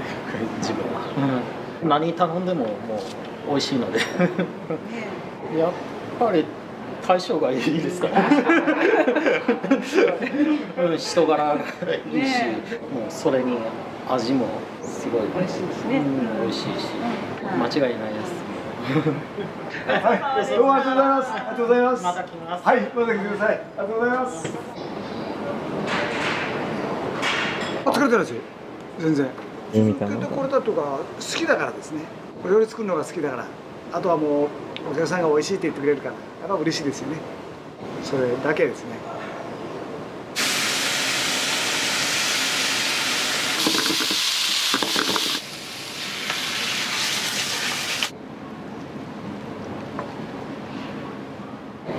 はい、すみません、どうぞ。はい、失礼します。開けなくなってしまって。元にがあります。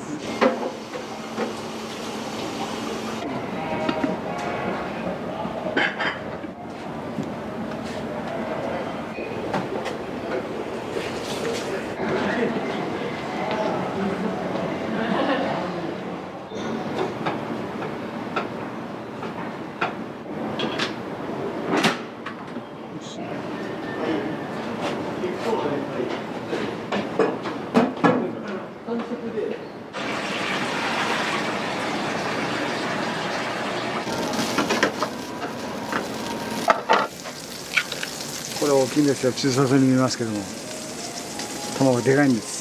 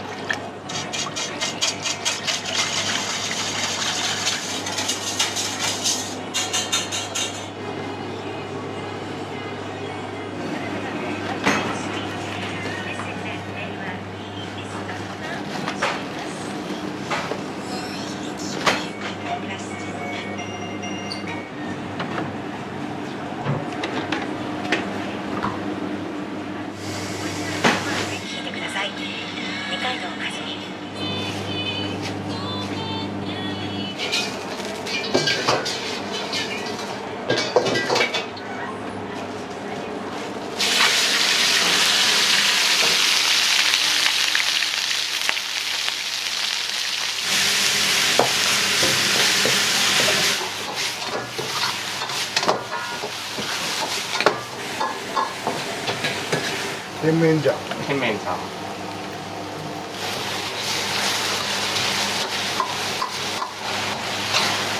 あいう感じやね。仕上げにごま油。ごま油。香りで。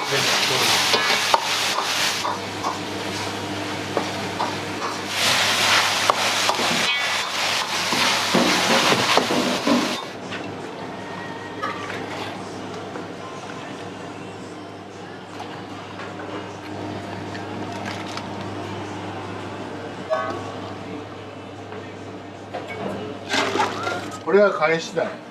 こちらが秘伝の。返しはその店によっていろんな割りがあるけん。それ甘かったり辛かったりするとこもある。酒みりんを一杯ずつ。これ味噌汁。お味噌汁。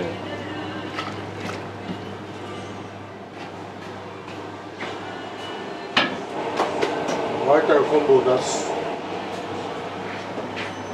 冷めてさっきみたいに瓶詰めする。飲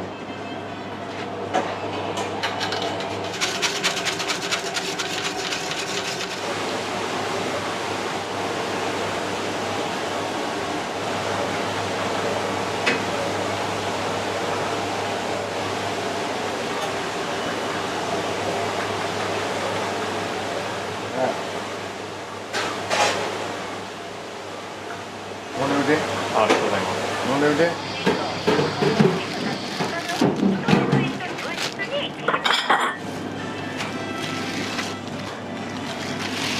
大変だなとか思うことあったりされますか？熱い。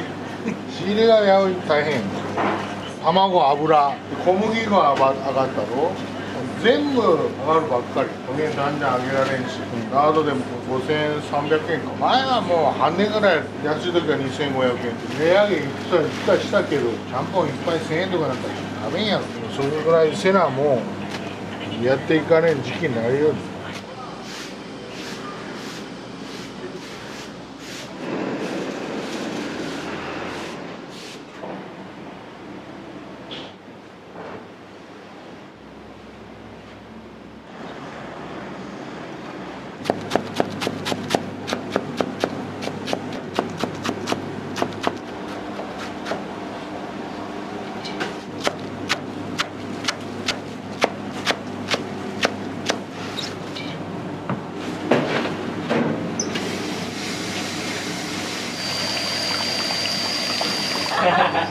モザイクかけとって。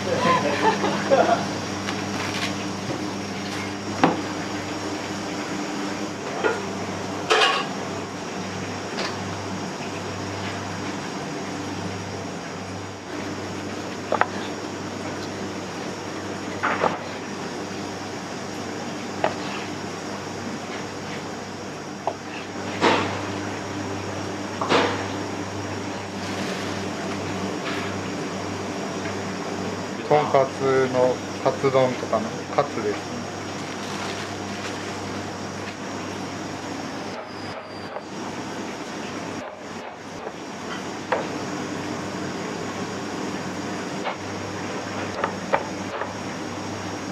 例えば前の日の夜とかにカツ丼がなんか特集されてるとか。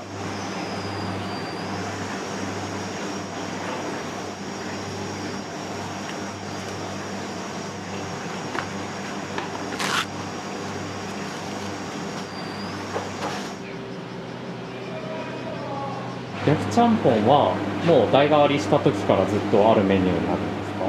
俺が来てからした。あ、そうなんですか。夏暑いやんやっぱ。はい。ちゃんぽん夏ねえの。あんまりこう。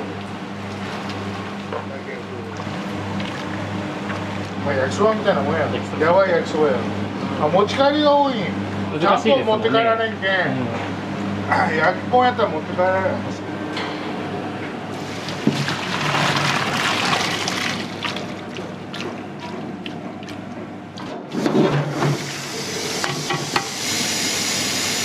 こんな俺用とって言うと1日分って言うとき1日分、そうですね。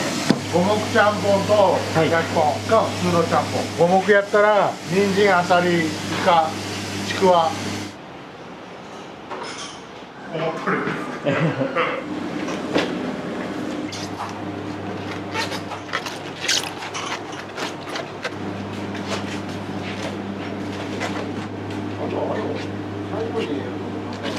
緒に乗せるの。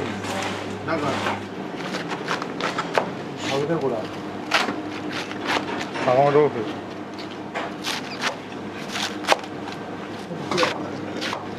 できないようにね。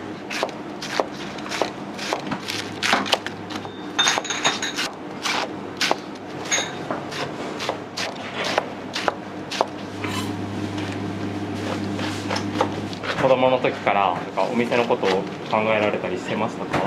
いやもうほぼ強制です。ほぼ強制。小学校ぐらいから例えばお店が忙しい時に忙しい時。お使い行ってきてとか、あと皿洗いとか。実際にお店で働くようになったのはいつ頃なんですか？一昨年やっぱ同級生とか友達がこう食べに来てくれたり、そういうのはやっぱ嬉しいですし、あとはやっぱ常連のお客さんとかもやっぱいて、いつもやっぱ来てくれるのはありがたいなって思います。あとはやっぱ作ったものが空っぽになって帰ってきてくれたらやっぱ嬉しいです。やっぱ自分たちは表に出ないので、帰ってきた皿を見て綺麗にスープまで飲み干してくれてたら、やっぱやりがいというか嬉しいですね。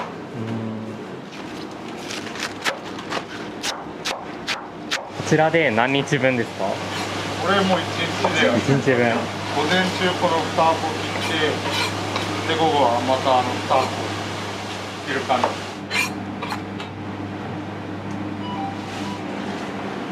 豚骨スープのこれは下処理みたいな感じです。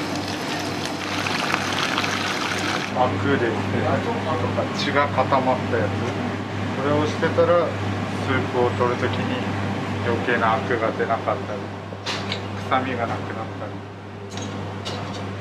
今度煮すぎるともう出汁が出ちゃうスープが、そこは気をつけながらって感じです。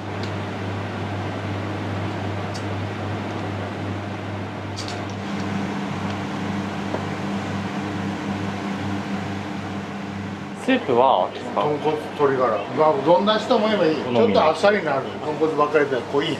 同じとかあんまりないやろ。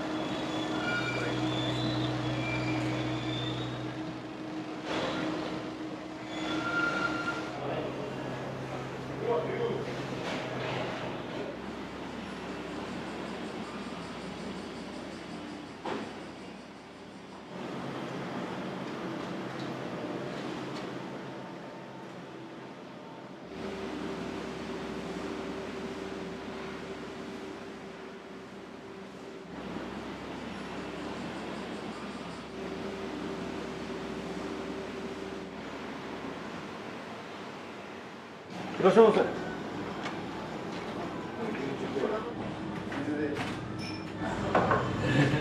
5分1です。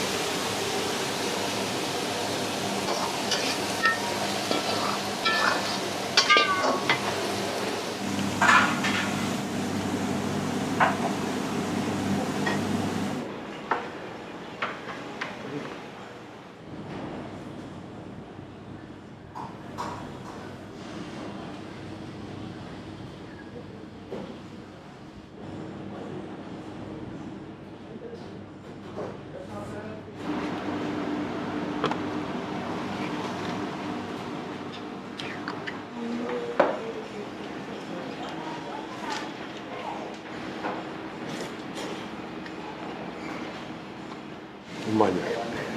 ここよりうまいちゃんぽんはないけど。本当ですか。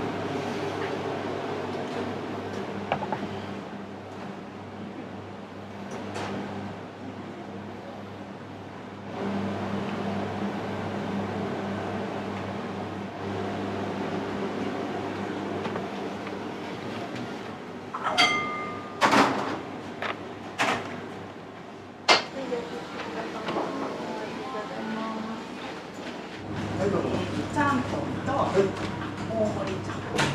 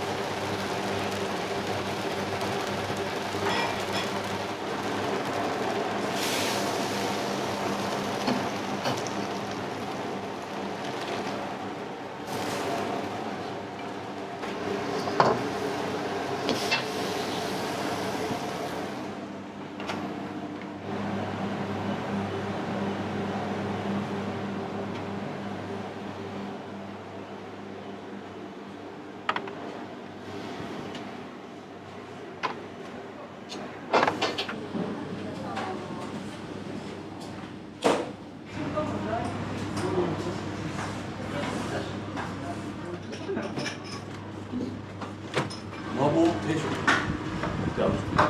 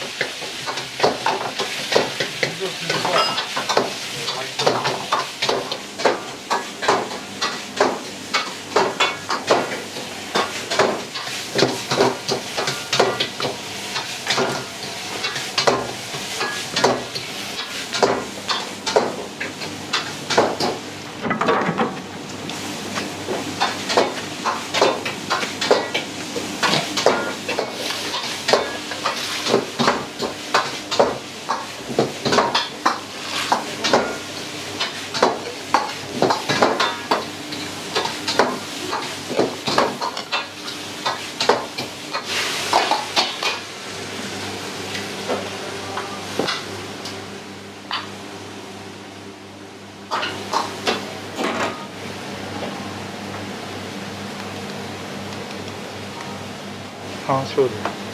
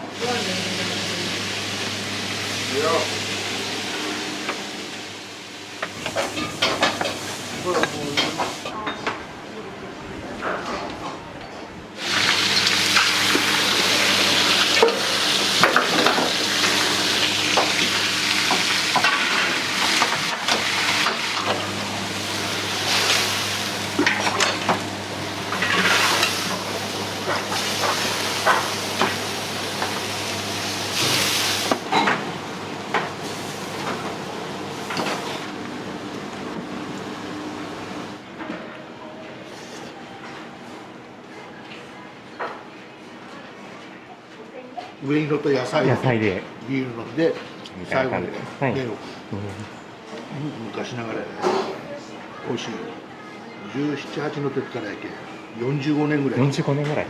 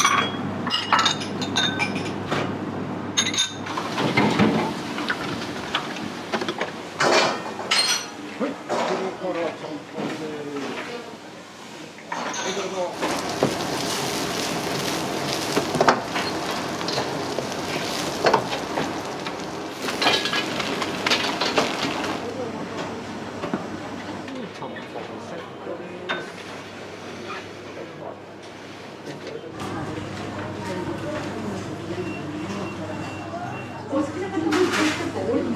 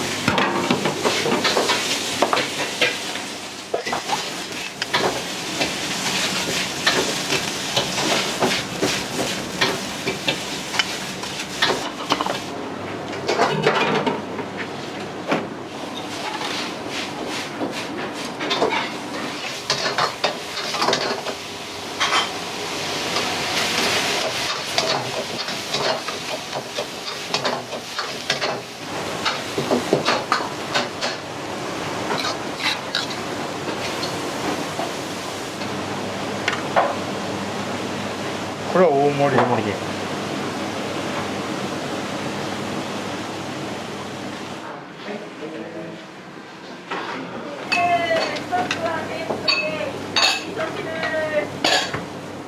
ちょっとも味噌汁。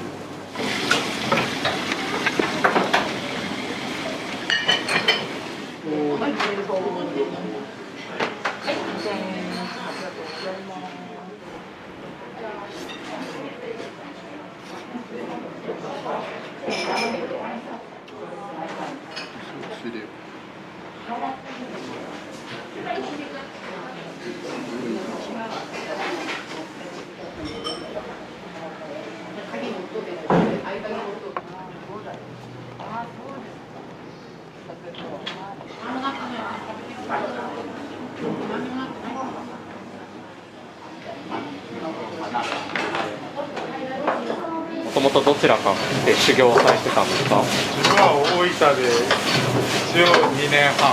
2年半。日本料理日本料理和食で。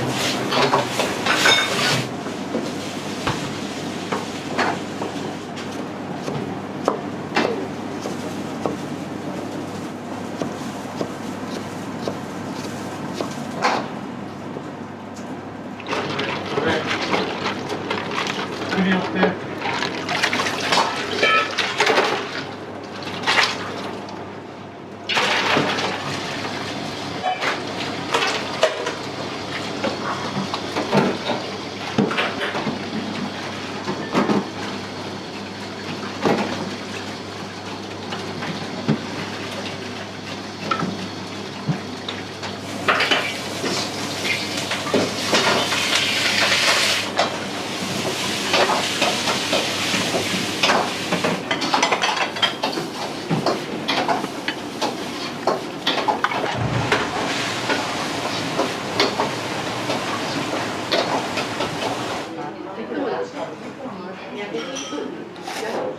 こんなにね、綺麗に持ってる中華麺ってね。本当はね、夏でもちゃんぽんとか食べたいんだけどね。暑いからさ。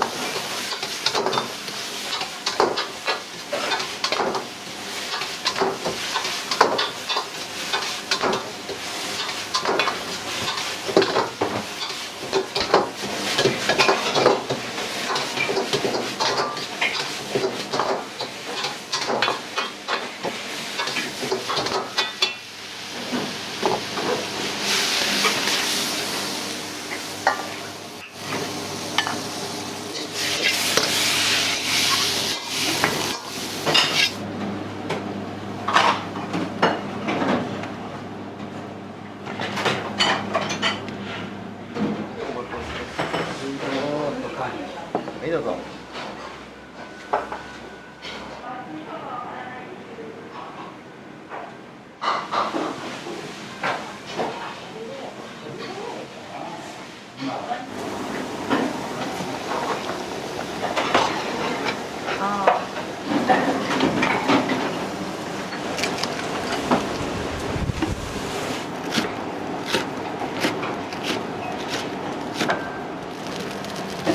自分のやけんね。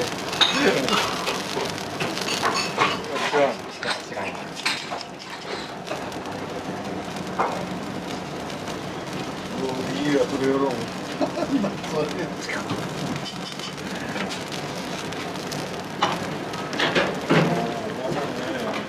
あれのなんなん集合やな。あら演技やろ。そういうふうに店は本当にあるちゃう。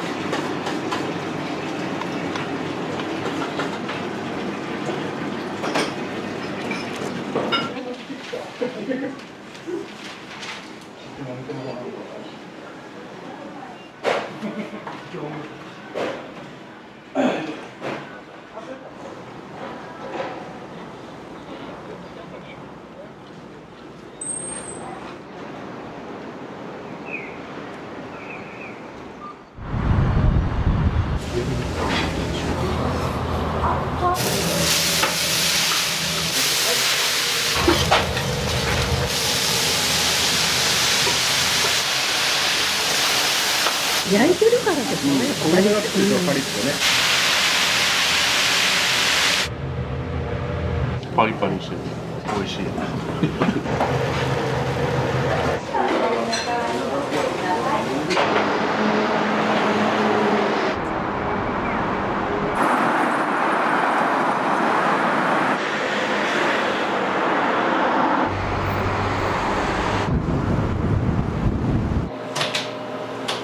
ほとんどお客さん来だすのは11時からですね。コロナの影響で朝もちょっと開けようっていうことで、夜は早くちょっと閉めるようになったので、その分朝を早く開けるっていう感じで。夜は今1時まで、1時ラストオーダーの1時半閉店っていう感じですね。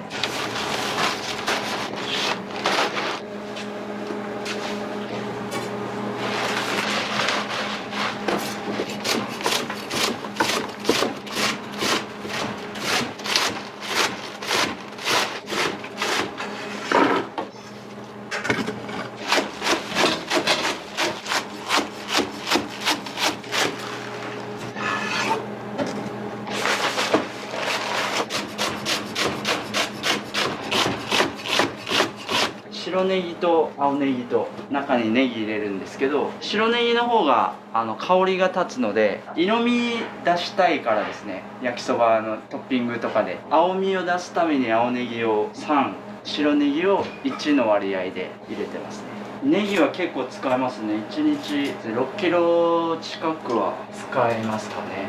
お店で働かれだしたのはいつ頃になるんですか21ぐらいですかね。今34なので14年目になる。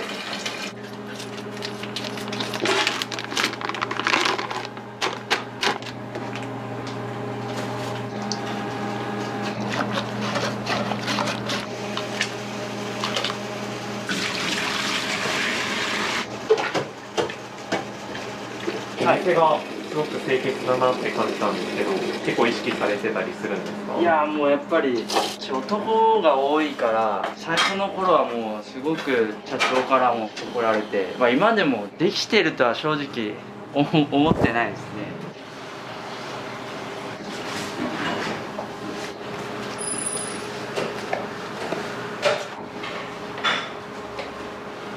去年から毎日しようって決めて、見えにくいところまで気使ってるよっていうのを見せたくて。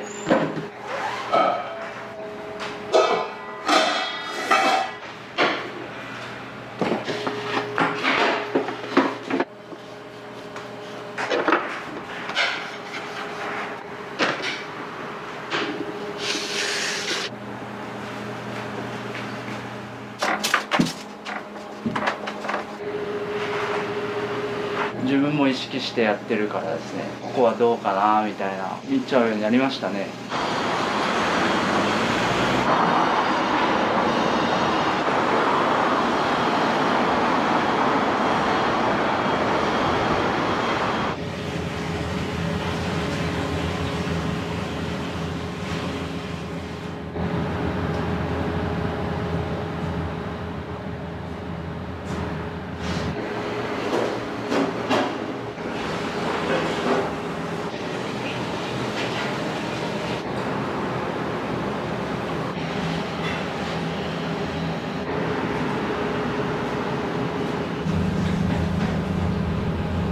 焼きそばパンを作ろうと思ってます。毎朝10個作って店頭で販売してるんですけど、結構人気で、月で500から600個ぐらい販売してますね。コンセプトが手作りなので、餃子とかも、もちろん焼きそばもですけど、デザインとかも T シャツもなんですけど、全部手作りっていうのにうちの社長こだわってるので、そこもちょっと見ていただけたらなって思いますね。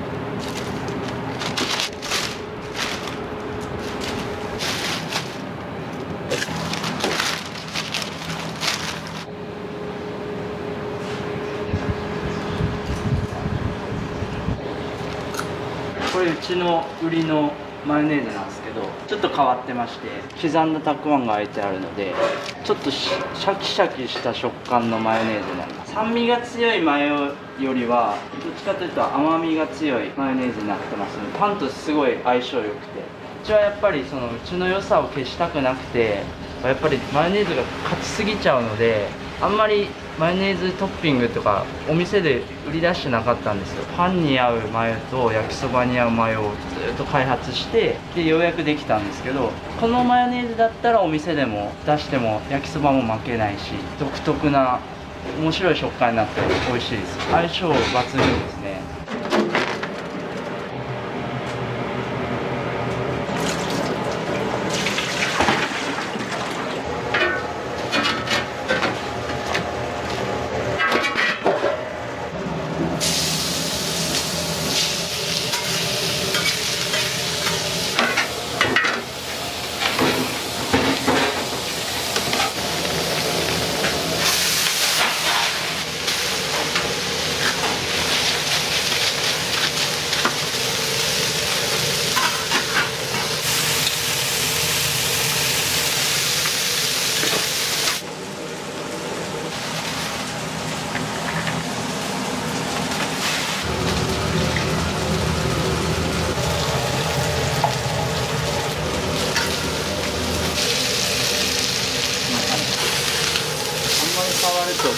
ぎれちゃうので。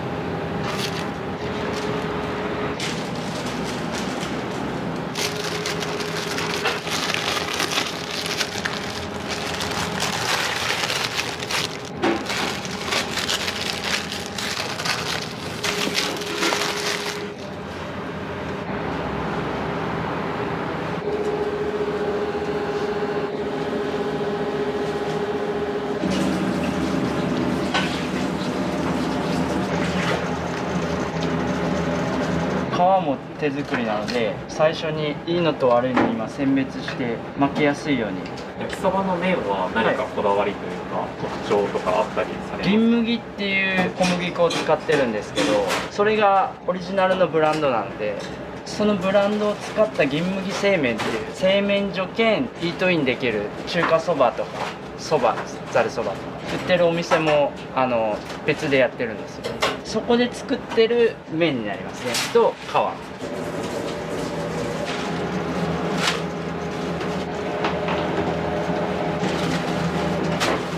名前が棒餃子なので棒状といいますか、もともとがこういう四角い皮になってますので、上下折って両方を閉じるっていう、一応焼きそば餃子専門店なので、ちょっと変わった餃子をやっぱ専門店として出したいというので。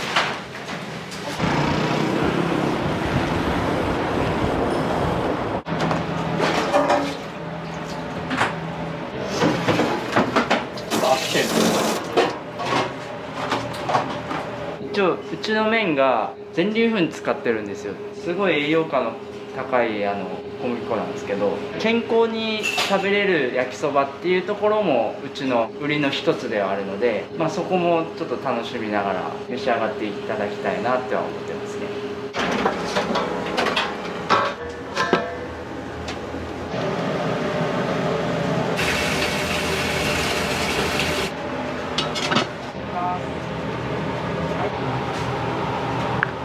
温かいうちに出したいので、いつもお客さんが入ってくるかなっていうギリギリの時間に作ります。こちらおにぎり1個か2個選んで1個でいいですか？はい、ありがとうございます。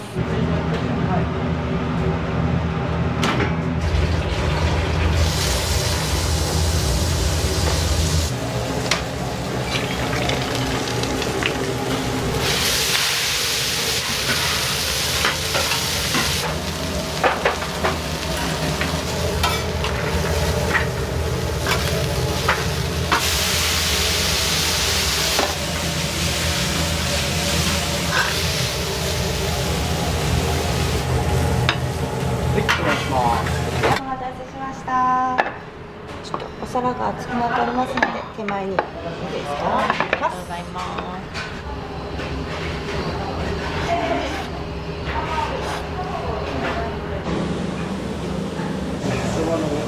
大盛りで、はい、大盛りです。こちらが9番さん 1.5。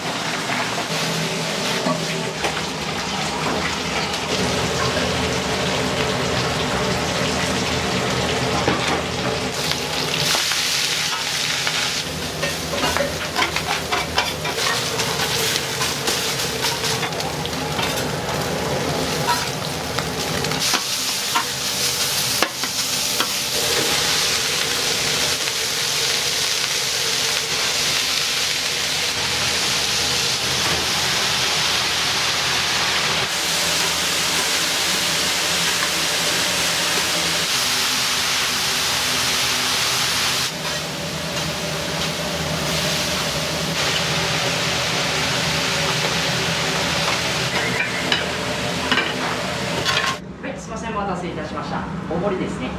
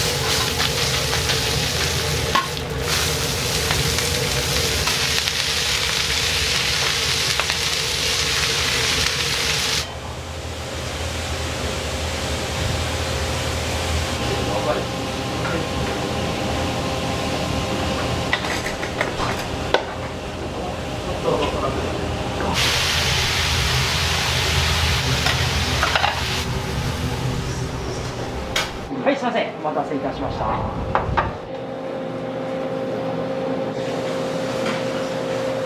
こは久しぶりです。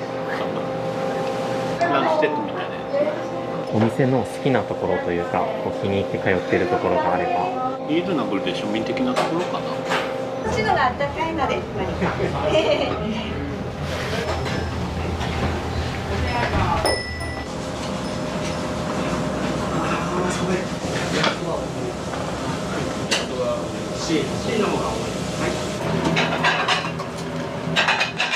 いらっしゃいませ。いらっしゃいませ。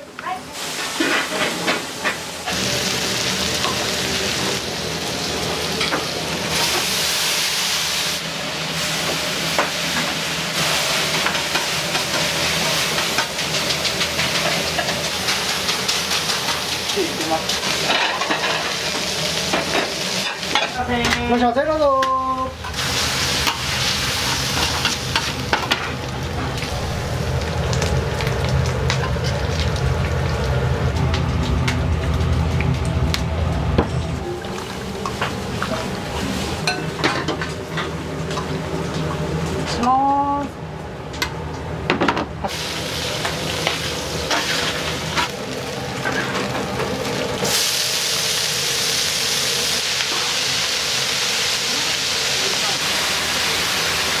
いらっしゃいませ。は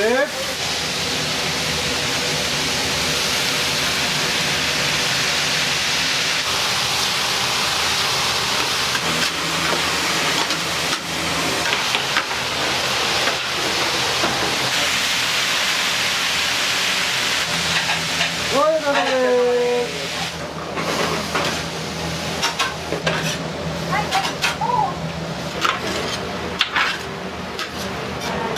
2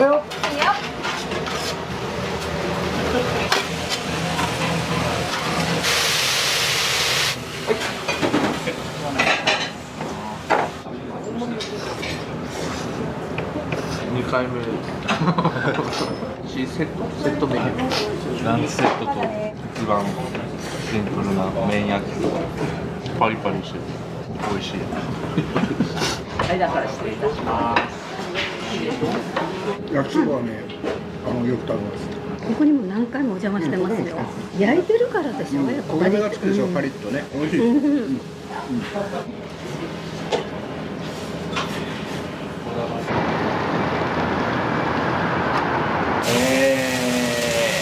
560キロですかね。多い時はもう80とか80から100ぐらいは。はい。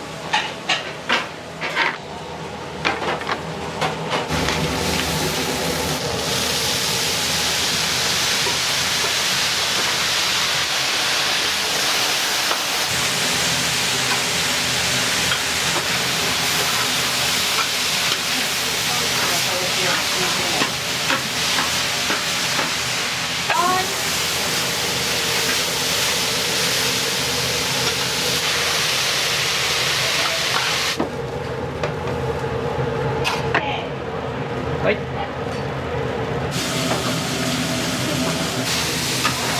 はい、いらっしゃいませ。